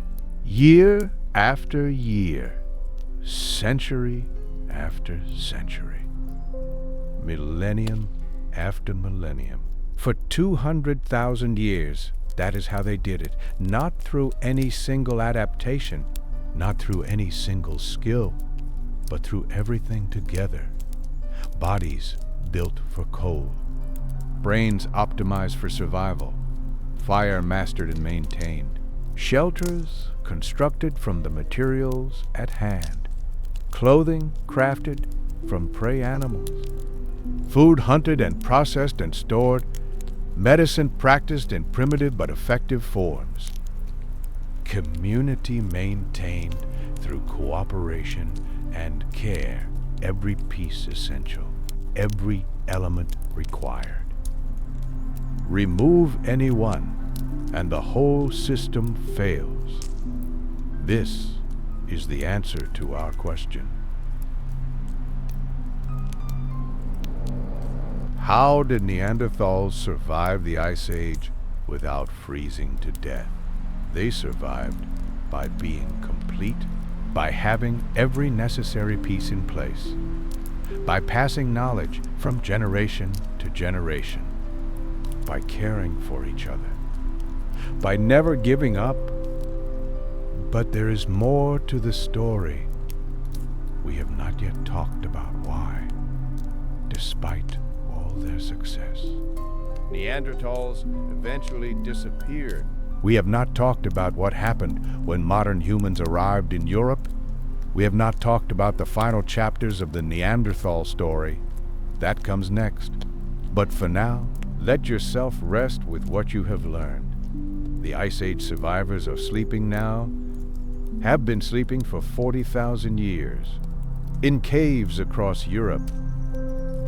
Their bones rest where they fell, their fires went out long ago, but their story remains. And it is almost time to hear how that story ended. Dave reading. Tracks before the hunt could begin. Neanderthals had to find their prey. In a landscape where animals might roam for hundreds of kilometers, this was no simple task. They became masters of tracking. A footprint in snow told stories. How old was it? Was the animal walking or running? Was it healthy or injured? Was it alone or part of a herd? How many hours ago did it pass? Neanderthals learned to read these stories. A fresh track had sharp edges. An old track was softened by wind and subtle melting. A running animal left deeper impressions. A limping animal showed uneven weight distribution. This knowledge took years to develop. Children watched adults. Adults explained what they saw. Generations of accumulated wisdom passed from hunter to hunter. Dung told stories too. Fresh dung steamed in cold air, revealing how recently an animal had passed. The composition showed what the animal had been eating, and therefore where it had been grazing. The quantity suggested herd size. Neanderthals tracked by smell, by sight, by subtle clues, invisible to untrained eyes. They could follow an animal for days, across kilometers of frozen landscape. This was not instinct. This was learned expertise. Technology of the mind as important as technology of the hand. Seasonal patterns guided hunting. Animals moved predictably once you understood their rhythms. Reindeer migrated north in summer, south in winter. Horses gathered at certain water sources in certain seasons. Mammoths followed traditional routes that had not changed in millennia. Neanderthals learned these patterns. They knew where to find animals at different times of year. They positioned themselves along migration routes. They anticipated where herds would be weeks or months before they arrived. This knowledge was survival. A group that missed the autumn migration, that failed to intercept the herds at the right moment, might not survive the winter. The ambush sites. Certain locations were used for hunting generation after generation. Natural bottlenecks where animals were forced to pass through narrow spaces. River crossings where herds were vulnerable in the water. Cliff edges where prey could be driven. At La Côte de Saint-Prelade on Jersey, the same cliff was used for hunting for thousands of years. Pile after pile of mammoth and rhinoceros bones accumulated at the base, evidence of repeated drives, generation after generation returning to the same killing ground. These sites were inherited knowledge passed from parent to child. Your grandfather hunted here. Your father hunted here. You will hunt here. Your children will hunt here. continuity across millennia. The patience required. Modern hunters with rifles can take game at hundreds of meters. The hunt lasts minutes. One shot and it is over. Neanderthal hunts could last days. First, locating the prey, following tracks, observing herds, selecting the right animal, old, injured, separated from the group, then approaching, moving slowly, using terrain for cover, getting close enough to strike, sometimes within arm's length. Then the attack, coordinated, sudden, dangerous. Then, if successful, the pursuit. A wounded animal might run for kilometers before collapsing. Following, tracking, waiting, finally, the kill. And then the long work of butchering, transporting, processing. A single hunt might take a week from beginning to end. This required patience we have largely lost. The ability to focus on a single goal for days. Big. To accept setbacks without giving up. To persist through discomfort and danger. Neanderthals had this patience. They had to. Impatience meant hunger. Hunger meant death. Let that patience settle into you now. There is no rush, no urgency, no deadline. Just the slow unfolding of time, the gradual drift toward rest. We mentioned Levallois technique, the sophisticated method of preparing stone cores to produce predetermined flake shapes. But there is more to understand about Neanderthal tool making. First, raw material selection. Not all stone is equal. Flint naps beautifully, producing sharp edges with predictable fractures. Obsidian is even sharper, but more brittle. Quartzite is tough, but harder to work. Limestone is useless for cutting tools. Neanderthals knew their materials. They traveled considerable distances to obtain high-quality stone. Sites have yielded tools made from flint sources 100 kilometers away. Evidence of long-distance procurement or trade. The stone you used mattered. A hunt could fail because your spear point shattered on impact. A butchering could be ruined by a tool that would not hold an edge. Material selection was not casual. It was critical. The knapping process itself was complex. First, selecting a suitable nodule. Examining it for flaws, hidden fractures that would ruin the final product. Visualizing the tool inside the stone. Then, rough shaping, removing large flakes to create the basic form. Establishing the right angles. Big.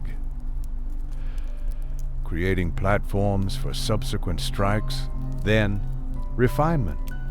Smaller removals. Pressure flaking, perhaps. Using bone or antler tools to push off tiny flakes. Shaping the edge. Creating the final form. A skilled napper could produce a finished tool in minutes. But reaching that skill level took years. Decades of practice. Mountains of ruined attempts. Children learned by watching. Small practice cores found at Neanderthal sites show the work of inexperienced hands. Clumsy attempts, obvious mistakes. Children were learning, imitating adults, slowly acquiring the skills they would need to survive. There was no formal education, no schools, no curriculum. Just observation and imitation and trial and error, the ancient method of passing knowledge between generations. Tools were maintained. A dull edge could be resharpened. Worn tools could be recycled into smaller implements. Nothing was wasted. Neanderthals carried their tools with them, valued possessions that represented hours of skilled labor. Losing a good spear point was a serious setback. Some tools show evidence of repeated resharpening, used and maintained over years, personal possessions that became familiar through long use. There is something meditative about tool making. The repetitive motion of striking stone, the focus required to execute precise blows, the satisfaction of watching a shape emerge from raw material. Perhaps Neanderthals found peace in this work, as people today find peace in crafts and hobbies, the mind quieting as the hands move, problems fading as focus narrows. Peaceful focus be yours now, the narrow attention that excludes everything else. Just this moment, just this breath, just the slow settling into rest. Water and the Ice Age. We have not talked enough about water, which was both essential and dangerous. Every living thing needs water. Neanderthals were no exception. They needed to drink daily. Needed water for processing food, needed access to flowing water for cleaning and for finding prey.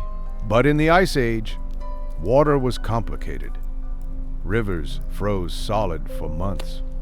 The same waterways that provided summer resources became impassable ice barriers in winter. Familiar crossing points vanished. Travel routes were disrupted. But frozen rivers also created opportunities. Ice bridges allowed travel to new areas. Frozen surfaces became highways for movement across the landscape. The transition periods were most dangerous, when ice was forming in autumn, When it was melting in spring, ice that looked solid might be thin and treacherous. A wrong step could mean falling through into water cold enough to kill in minutes. Neanderthals learned to read ice, the color that indicated thickness, the sounds that warned of instability, the subtle signs that meant safety or danger. Springs were precious. In some areas, springs that flowed year-round provided the only reliable water source in winter. These locations became critical. Campsite selection depended on proximity to water. Territories were defined by access to springs. Competition for water was likely between Neanderthal groups. Between Neanderthals and other predators, everyone needed water. Everyone congregated at sources. The Atlantic coast offered different challenges. Neanderthals who lived near the sea had access to shellfish, to seals, to resources unavailable inland. But coastal life had its own dangers. Storm surges could flood low-lying areas without warning. Tides could trap the unwary. The sea itself was too cold for swimming. Falling in meant death, yet coastal Neanderthals thrived, learning the rhythms of tides, understanding which shellfish was safe to eat and when, adapting their hunting to include marine mammals. The flexibility again, the ability to find survival wherever the world offered it. Let your thoughts flow like water now. Following the path of least resistance, finding the low places, settling into stillness. The social dynamics. We mentioned that Neanderthals lived in small groups, but what were those groups actually like? How did individuals relate to one another? The evidence is fragmentary, but suggestive. Genetic analysis of Neanderthal remains shows very low diversity. The population was always small. Inbreeding was common. Most individuals were closely related to most other individuals in their group. This means the groups were essentially extended families, parents and children, siblings, cousins, grandparents, all bound by blood.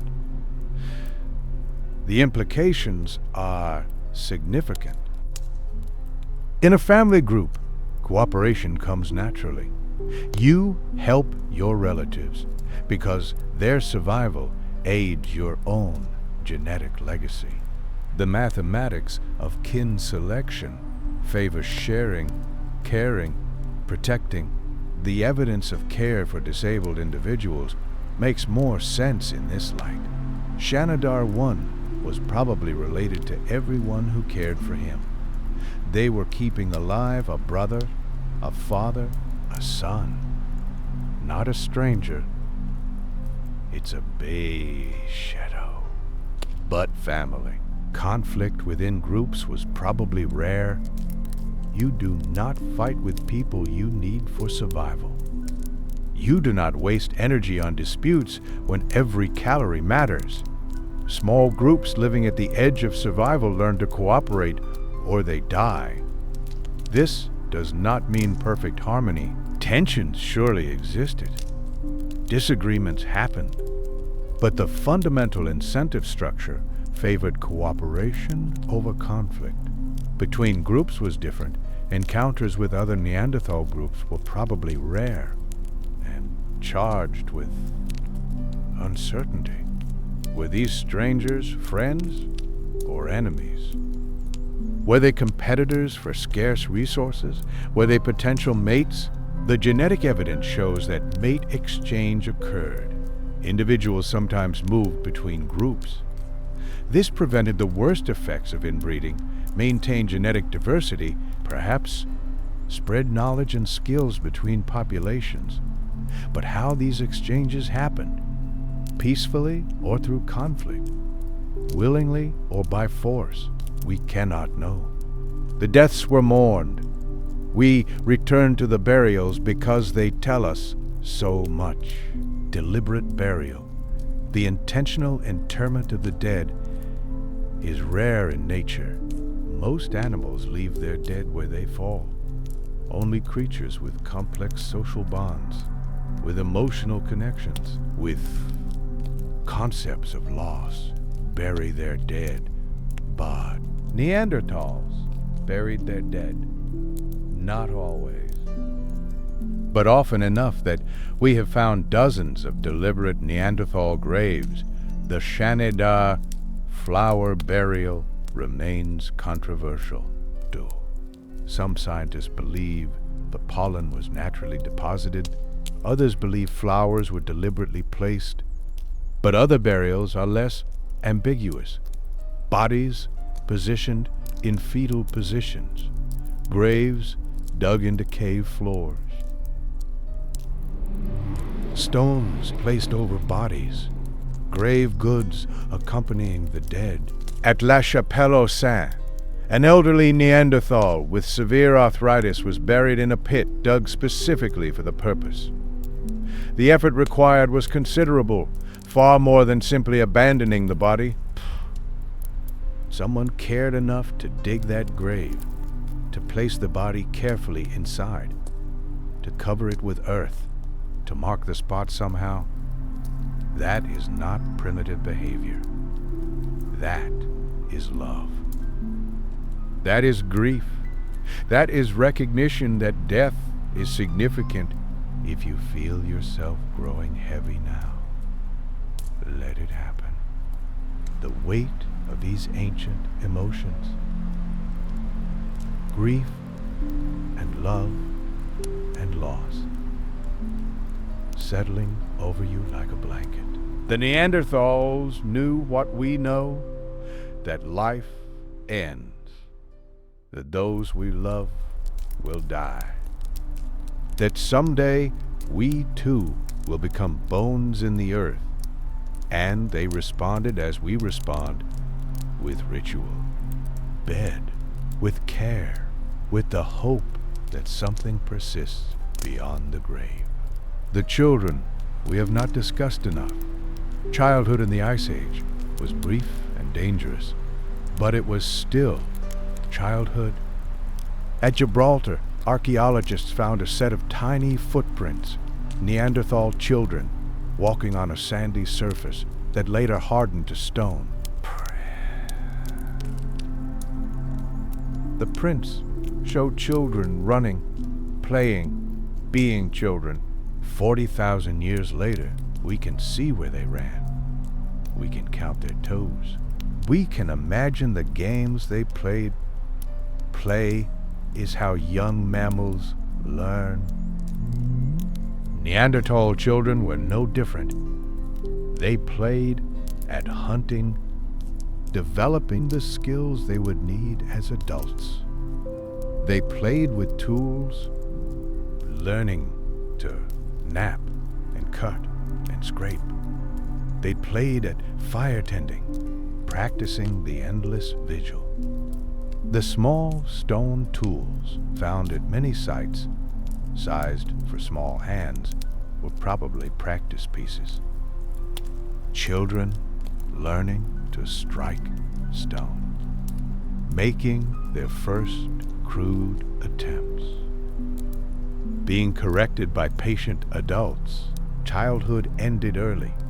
Neanderthal children matured faster than modern human children. Their teeth erupted earlier. Their bones developed sooner. By their early teens, they were physically adult. This compressed childhood meant less time for learning, less time for play, less time to be protected before facing adult responsibilities. But it also meant faster replacement of the population.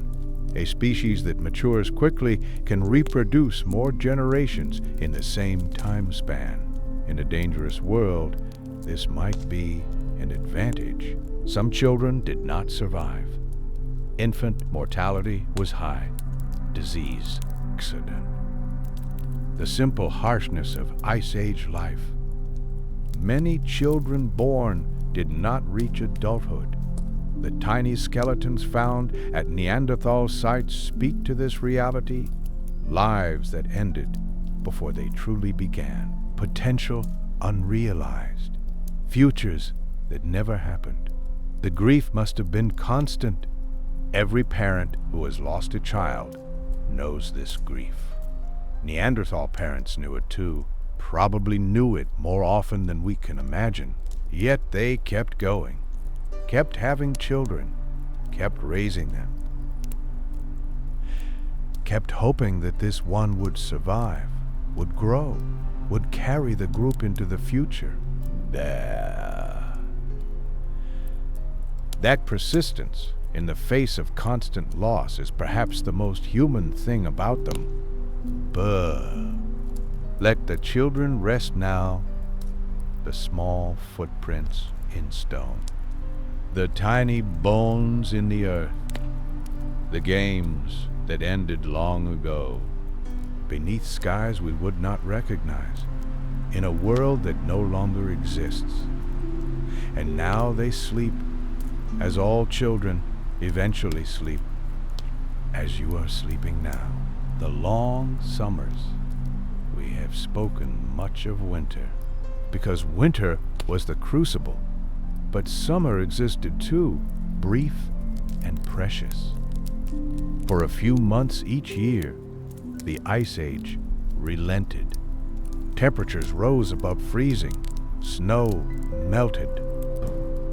The tundra bloomed with wildflowers. Life exploded in a frenzy of activity. These were the good times. Animals were everywhere. Herds that had wintered in southern refuges moved north to exploit summer grazing. Birds returned in millions. Insects emerged from dormancy. The world was suddenly, almost overwhelmingly, alive. Hunting was easier, prey was abundant and fat.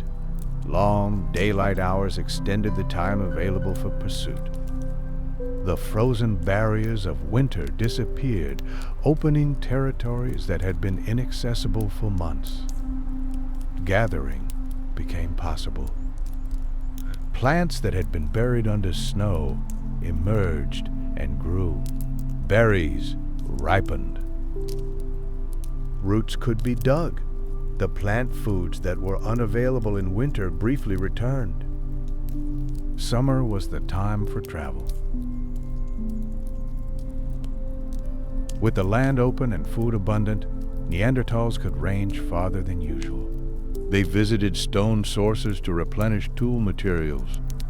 They explored new territories. The sites show seasonal patterns. Some caves were occupied only in winter, deep shelters for the coldest months. Others show summer occupation only, temporary camps used during warm weather expeditions. Neanderthals moved with the seasons. Like the animals they hunted, they followed the rhythm of the year. Summer dispersal, winter concentration, the eternal cycle. But summer was also preparation. Every moment of summer warmth was borrowed from winter cold. The food eaten now would not be available later. The time spent relaxing was time not spent storing provisions. Neanderthals who wasted summer, who failed to prepare, faced hard winters. Natural selection was teaching constant lessons. Plan ahead, better George, gather materials, prepare. The survivors internalized these lessons, passed them to their children, built cultures of preparation and foresight. The autumn urgency, as days shortened and temperatures dropped. A particular energy must have filled Neanderthal camps. The animals were at their fattest, storing reserves for winter. This was the optimal hunting time, when a single kill provided maximum calories. Miss this window, and winter would be lean. The autumn hunts were crucial. Groups that succeeded in autumn entered winter with full stomachs and stored meat. Groups that failed faced months of hunger. We can imagine the intensity, hunters pushing themselves to exhaustion. Kill after kill, butchering through the night by firelight, racing against the coming cold. And then, one day, the snow began to fall. The autumn ended. Winter arrived, and everything slowed down. The winter slowness. Oh, boo. After autumn's urgency, winter was quiet. Movement was limited. Travel through deep snow exhausted calories faster than it provided them. Staying in one place was often wiser than searching for food that might not exist. Hunting continued, but it reduced intensity. Animals were leaner now, fewer calories per kill. The effort to hunt often exceeded the reward. This was the time for waiting, for conserving energy, for surviving on stored resources, for enduring. The psychological challenge must have been immense. Months of darkness, months of cold, months of limited activity. Modern humans develop depression under such conditions. Seasonal affective disorder, the weight of winter on the mind. How did Neanderthals cope? Perhaps their brains were better adapted. The genetic variants affecting circadian rhythms may have protected against winter depression. The community of the group provided social support. Perhaps they had strategies we cannot detect archaeologically, sons. stories, games, ways of passing time that left no physical trace. Or perhaps they simply endured, accepting winter as it was, not fighting the darkness but waiting patiently for its end. Let that patience be yours now, the acceptance of darkness, the trust that light will return, the willingness to simply wait. The inheritance we carry, we mentioned that modern humans of European and Asian descent carry Neanderthal DNA, but what exactly did we inherit? What pieces of Neanderthal survive in living people? The numbers are small, between 1 and 4% of non-African genomes derive from Neanderthal ancestors. But small numbers can have large effects. Immune system genes. Some of the most clearly beneficial Neanderthal variants affect our immune systems. Genes that help us fight off pathogens. Genes that regulate inflammation. Genes that recognize and destroy infected cells. When modern humans arrived in Europe, they encountered diseases their African immune systems had never seen. Neanderthals had been fighting those diseases for hundreds of thousands of years. The interbreeding transferred Neanderthal immune variants to modern humans. We acquired defenses that had taken Neanderthals millennia to evolve. Shortcuts to adaptation. Some researchers believe this immune inheritance was essential to our survival in Europe. Without it, European diseases might have devastated early modern human populations. Skin and hair genes. Several Neanderthal variants affect skin and hair characteristics, genes that influence skin color, genes that affect hair texture, genes that determine how skin responds to ultraviolet light.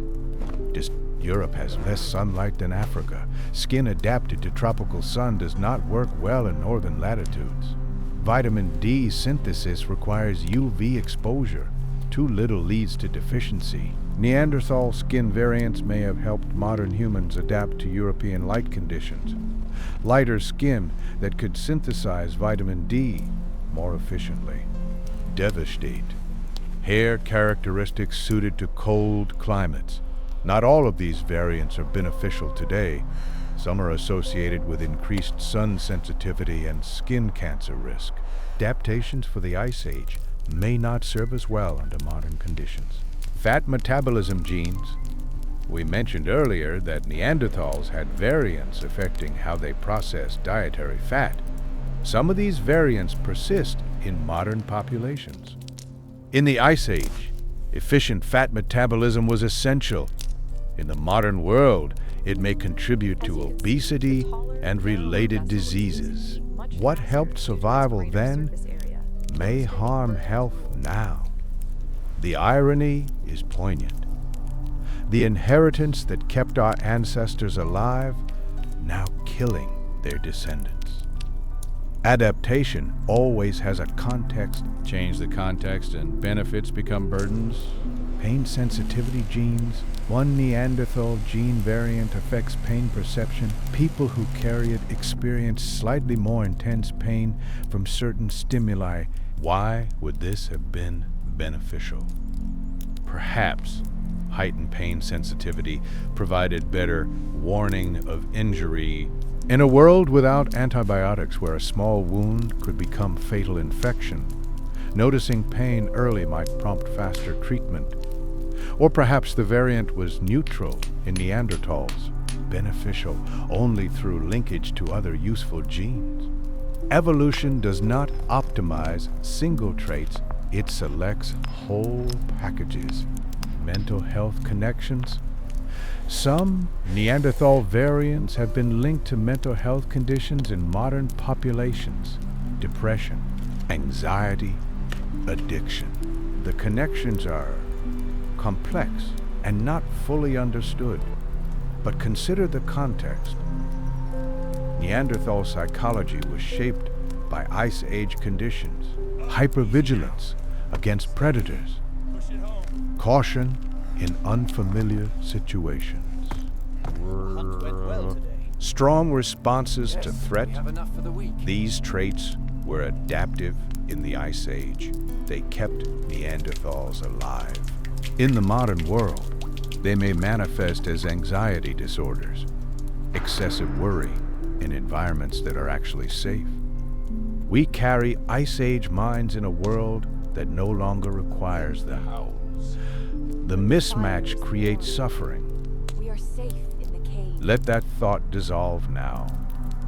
The genetics are complex. The connections are uncertain. What matters tonight is not the details, but the simple fact that they are part of us and we are part of them. The meaning of extinction: Neanderthals are gone. The last of them died around 40,000 years ago. No pure Neanderthals walk the earth today. What does it mean for a species to go extinct? The individuals are gone. Every Neanderthal who ever lived is dead. Their thoughts, their feelings, their experiences vanished when their brains stopped functioning. This is true for all of us. Every human who lived before a certain date is dead. We do not Careful, mourn Elder. for Roman soldiers or medieval peasants.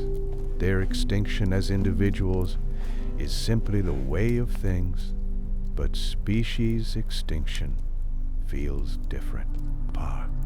A species is a pattern, a way of being alive that has been refined over millions of years. A solution to the problem of existence that works well enough to persist. When a species goes extinct, that pattern is lost forever. B, the particular combination of traits that made Neanderthals Neanderthal will never exist again. Evolution will not recreate them. This feels like loss. Even if the individuals were going to die anyway, the pattern they embodied had value. It represented possibilities. Options. Alternative ways of being. Bed. Yet Neanderthals are not entirely lost. Their genes persist in us. Their story is remembered. Their bones lie in museums where curious humans study them, trying to understand. As long as we remember them, they are not completely gone. As long as we ask questions about them, they continue to exist in some form.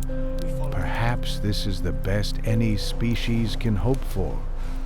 Not eternal existence, but persistence in memory. The continuation of pattern through time, even as individual instances fade. The universe forgets most things. Stars are born and die without witness.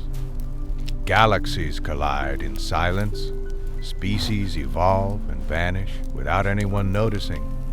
The Neanderthals are remembered. That is more than most of existence achieves. They left bones, tools, and traces. Enough for us to find them, to study them, to care about them. In the vast indifference of the cosmos, being remembered is a form of immortality. Let that thought comfort you now. As sleep approaches, the Neanderthals are remembered, and someday you will be remembered too. By those who loved you, by those whose lives you touched, by the ripples you leave in the fabric of the world. Nothing is truly lost as long as memory persists. The connection across time. We are linked to the Neanderthals, genetically, or historically, spiritually. They face the same fundamental challenges we face: finding food, staying warm, coping with loss, finding meaning. Their solutions were different from ours. Their world was different. But the underlying problems are eternal. Every human who has ever lived has faced the cold, has known hunger, has grieved for the dead, has wondered what it all means. Neanderthals wondered too, probably. Looking up at stars that have not changed in 40,000 years, feeling the weight of existence press down, asking questions that have no answers. We are not so different. Despite the millennia between us, we are all humans, struggling to survive. Trying to make sense of a world we did not create, this connection reaches forward as well as backward. 40,000 years from now, if humanity survives, someone may wonder about us, may study our bones, The hunt was good. Thank you, brother. may try to understand how we lived. We will seem as distant to them as Neanderthals seem to us. Our technology will be primitive. Our concerns will be incomprehensible. Our lives will be barely imaginable. But the connection will remain, the thread of human experience, linking all generations. Back to Neanderthals, forward to whatever comes next. You are part of that thread. Your existence connects past and future. Your genes carry information from ancient ancestors. Your thoughts will ripple forward through time in ways you cannot predict. You matter, not because of what you accomplish, but because you exist. Because you are a node in the network of human life, linking what was to what will be. Let that sense of connection hold you now. You are not alone in time. You are surrounded by all the humans who came before, all the humans who will come after. An invisible community spanning hundreds of thousands of years. The Neanderthals are part of that community. And so are you. Deep past. To truly understand Neanderthals, you must understand the vast stretches of time that shaped them. Our minds are not built for deep time. We think in years, decades, at most a few generations. We struggle to comprehend centuries. Millennia become abstract. Tens of thousands of years, meaningless numbers. But Neanderthal history requires us to try. The story begins around 400,000 years ago. In Africa, a population of early humans called Homo heidelbergensis began to split. Some groups remained on the African continent. Others migrated north into Europe and Western Asia. The groups that went north encountered a different world. Colder, darker, more challenging than the African savanna they had left behind.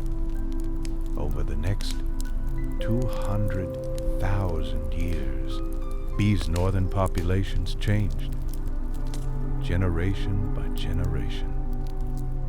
Those best suited to the cold survived and reproduced. Those less suited did not. This was evolution in action. Slow, relentless, gradual transformation, driven by the merciless mathematics of survival. By 200,000 years ago, the northern populations had become something new, something recognizably different from their African relatives, something we now call Neanderthal. 200,000 years. Let that number sink in. Modern human civilization is perhaps 10,000 years old, starting from the first agricultural settlements. Written history spans only 5,000 years. The Roman Empire, which feels ancient to us, big, existed just 2,000 years ago. Neanderthals thrived for 200,000 years, 20 times longer than all of recorded history, 100 times longer than the Roman Empire existed. They survived ice ages that would have destroyed us. They endured climate shifts that reshaped continents. They persisted through catastrophes we can barely imagine. For most of that time, they were alone. The humans who had stayed in Africa were evolving too, becoming something new. But for hundreds of thousands of years, those African populations remained in Africa. Neanderthals had Europe and Western Asia to themselves, but in many ways, they spread and thrived, filling every available habitat, developing regional variations, different populations adapting to different local conditions. Spanish Neanderthals slightly different from German Neanderthals. Russian Neanderthals slightly different from both. A successful species diversifying across a continent, masters of their world. Then everything changed. Around 70,000 years ago, modern humans began to leave Africa in significant numbers. They spread into the Middle East, then into Asia, and eventually into Europe. Around 45,000 years ago, modern humans arrived in Neanderthal territory. Two human species meeting for the first time. What happened when they met? This is one of the most debated questions in human prehistory, and the answer is complicated. For a long time, scientists believed the meeting was hostile.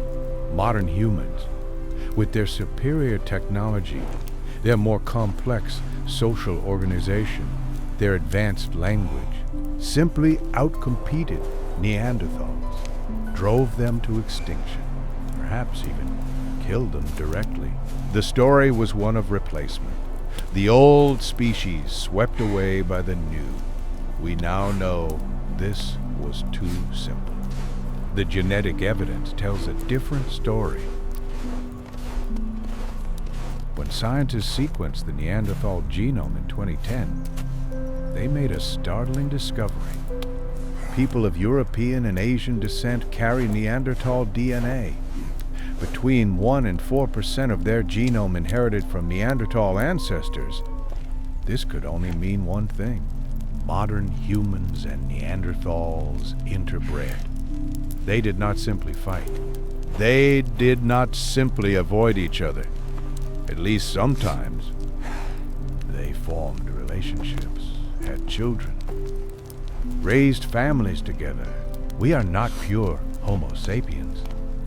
We carry Neanderthal genes in ourselves, passed down through 40,000 years of human history.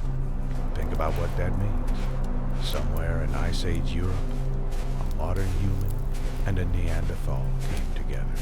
Perhaps in love, perhaps in circumstance, perhaps in ways we cannot imagine. They had children. Those children survived.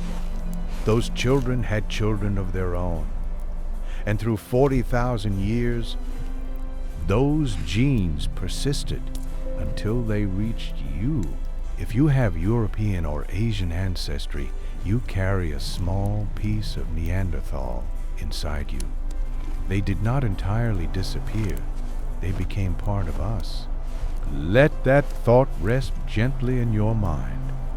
The boundary between us and them, less clear than we imagined. The connection between past and present, unbroken across millennia.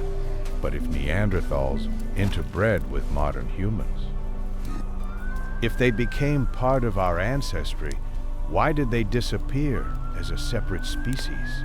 This is the final mystery, and the answer is not simple. Neanderthal populations were always small.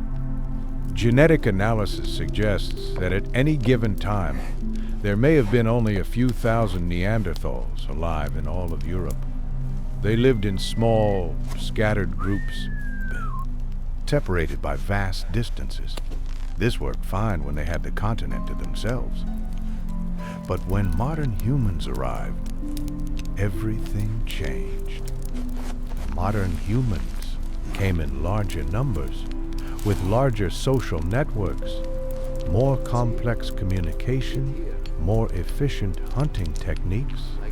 They could support larger populations on the same amount of resources. Competition for food, for shelter, for territory intensified. And in that competition, Neanderthals were at a disadvantage. They were not inferior. Let us be clear about that. Neanderthals were magnificently adapted to their world. They had survived for 200,000 years. They had skills and knowledge that modern humans lacked, but the world was changing. The Ice Age was entering a new phase. The climate was becoming more unstable. The old patterns were breaking down. Modern humans were better at adapting to change. Their larger social networks spread information faster. Their more flexible technology adjusted to new conditions more easily.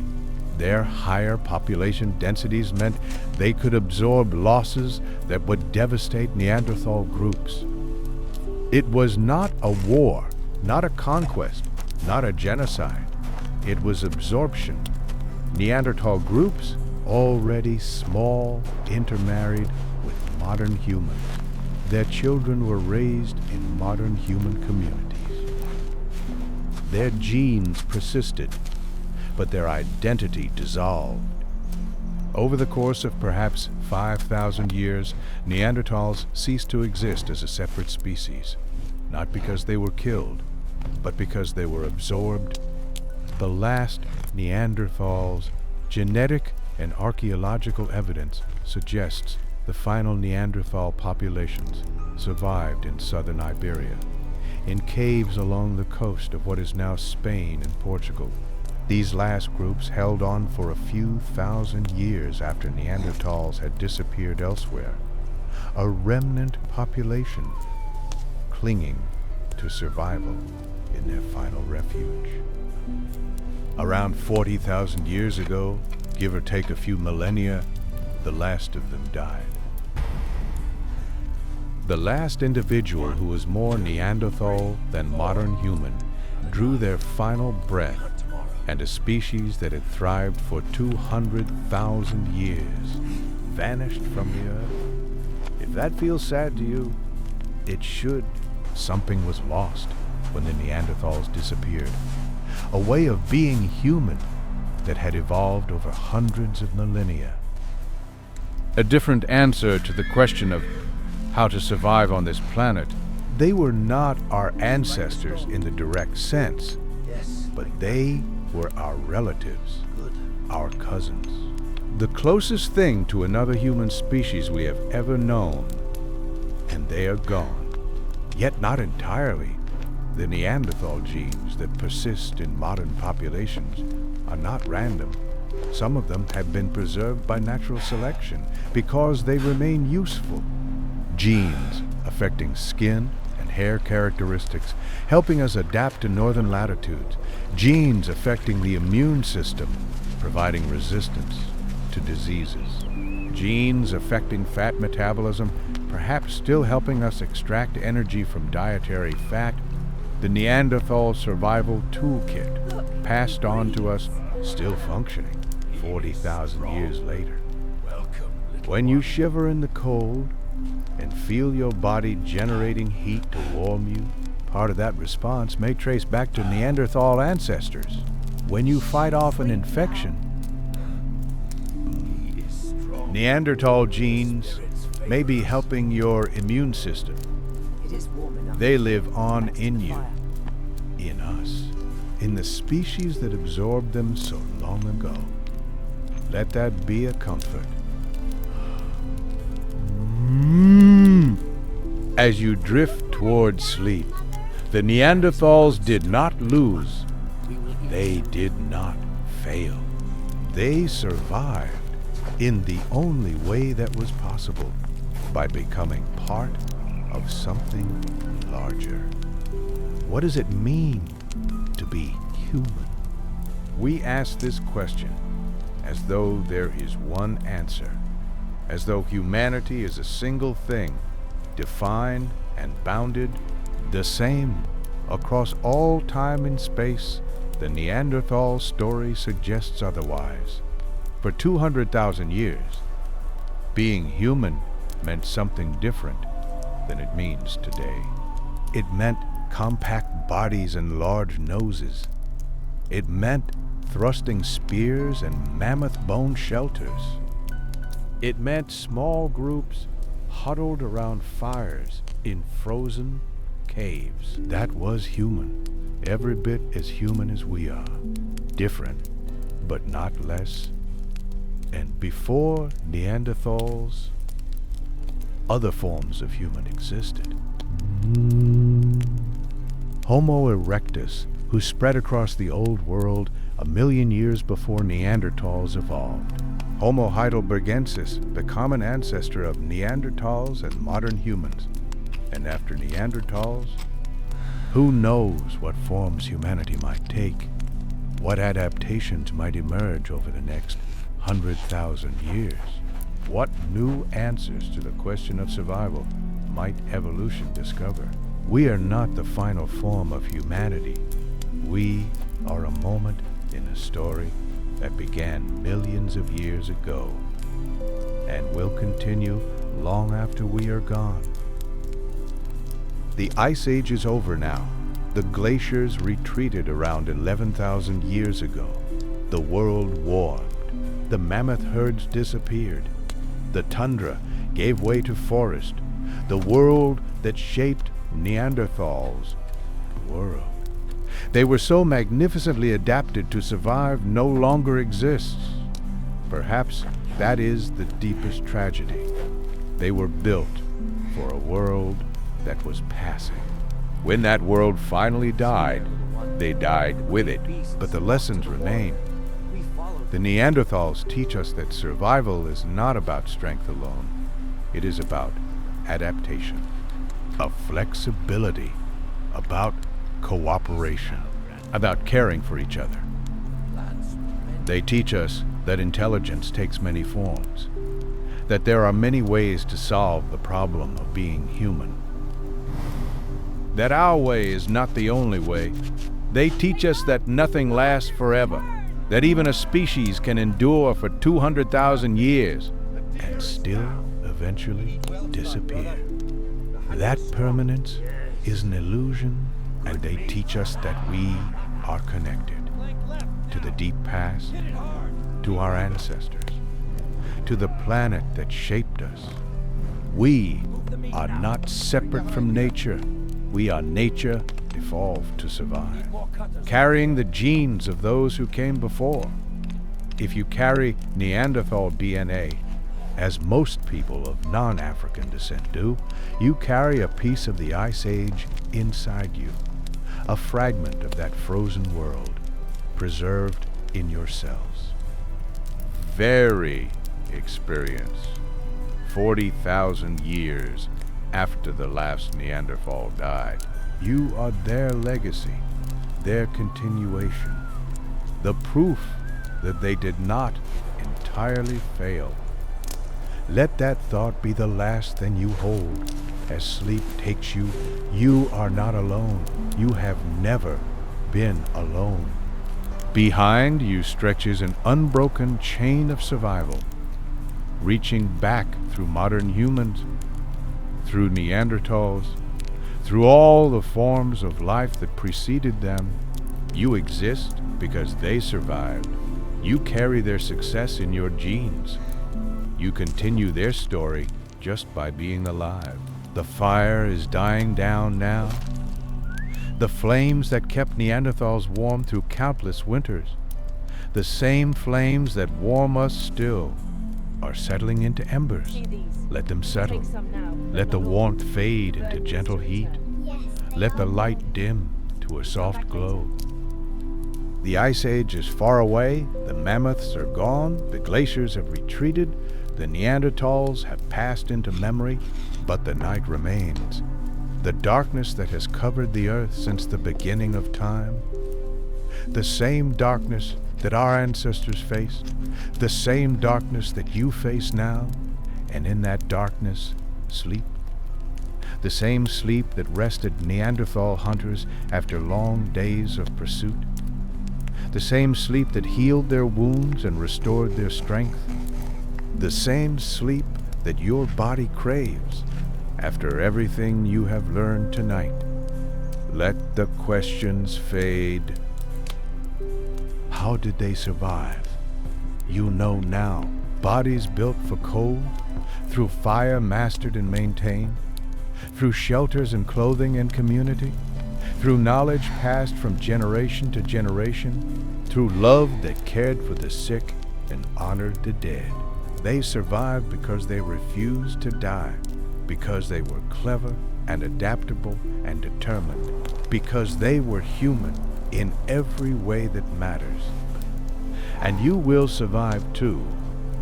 Whatever cold you face, whatever darkness surrounds you, whatever challenges tomorrow brings, you carry inside you the legacy of survivors.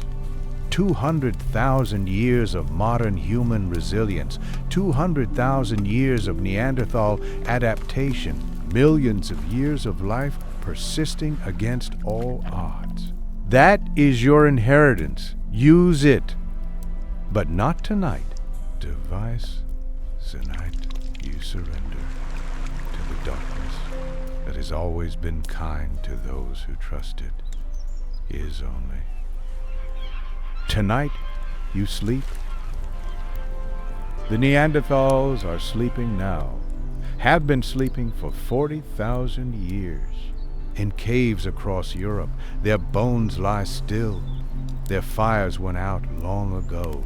Their struggles ended. But their story lives on, in the genes you carry, in the questions we ask, in the quiet wonder of a species remembering its cousins. Sleep now, sleep deeply. Sleep as the ice once slept across Europe, covering everything in white silence. The morning will come, the world will warm, the questions will remain. But for now, only darkness, only peace, only the long, slow drift into dreamless rest. The Neanderthals survived the Ice Age, and now you know how. Let that knowledge settle into your bones. Admit it. Let it become part of you, as their genes became part of us. 40,000 years from now, someone may wonder about us the way we wonder about them. What will they find? What stories will they tell? What will survive of everything we built and loved and knew? We cannot know, any more than Neanderthals could know, that their genes would persist, that their story would be remembered, that someone far in the future would lie in the darkness. Breathe, man, still. The future is unknown. The past is mystery. Only the present moment is certain. And in this moment, there is only rest. Only the weight of your body on whatever surface holds you. Only the rhythm of your breathing. Only the gentle pull of sleep. Let it take you. Let everything go. The Ice Age has ended. The Neanderthals have found their rest. And now, so will you. Sleep.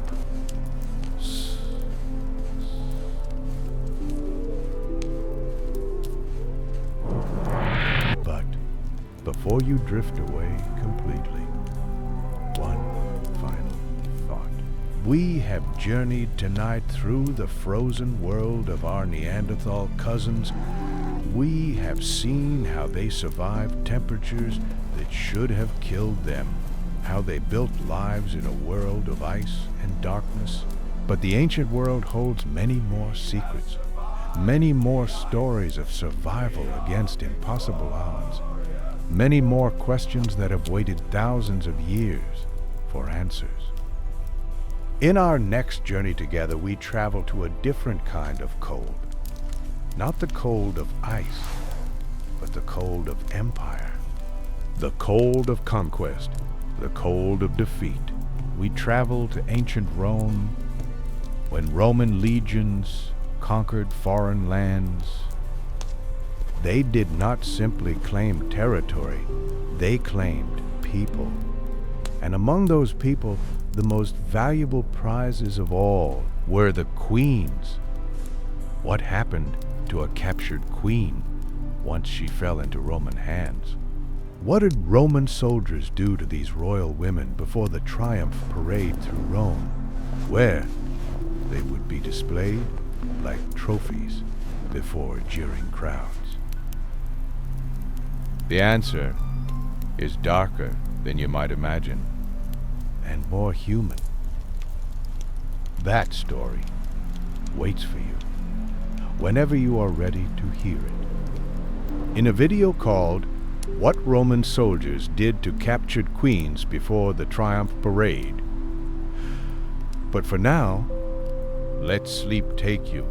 Let the Ice Age fade. Let the Neanderthals rest. Let your mind empty of everything except the soft darkness that holds all dreamers. The queens can wait. The Romans can wait. History can wait. You have learned enough for one night. You have traveled far enough. You have wondered enough. Now, only rest, only sleep, only peace.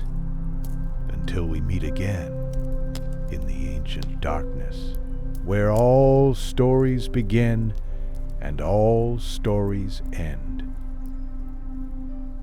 Good night.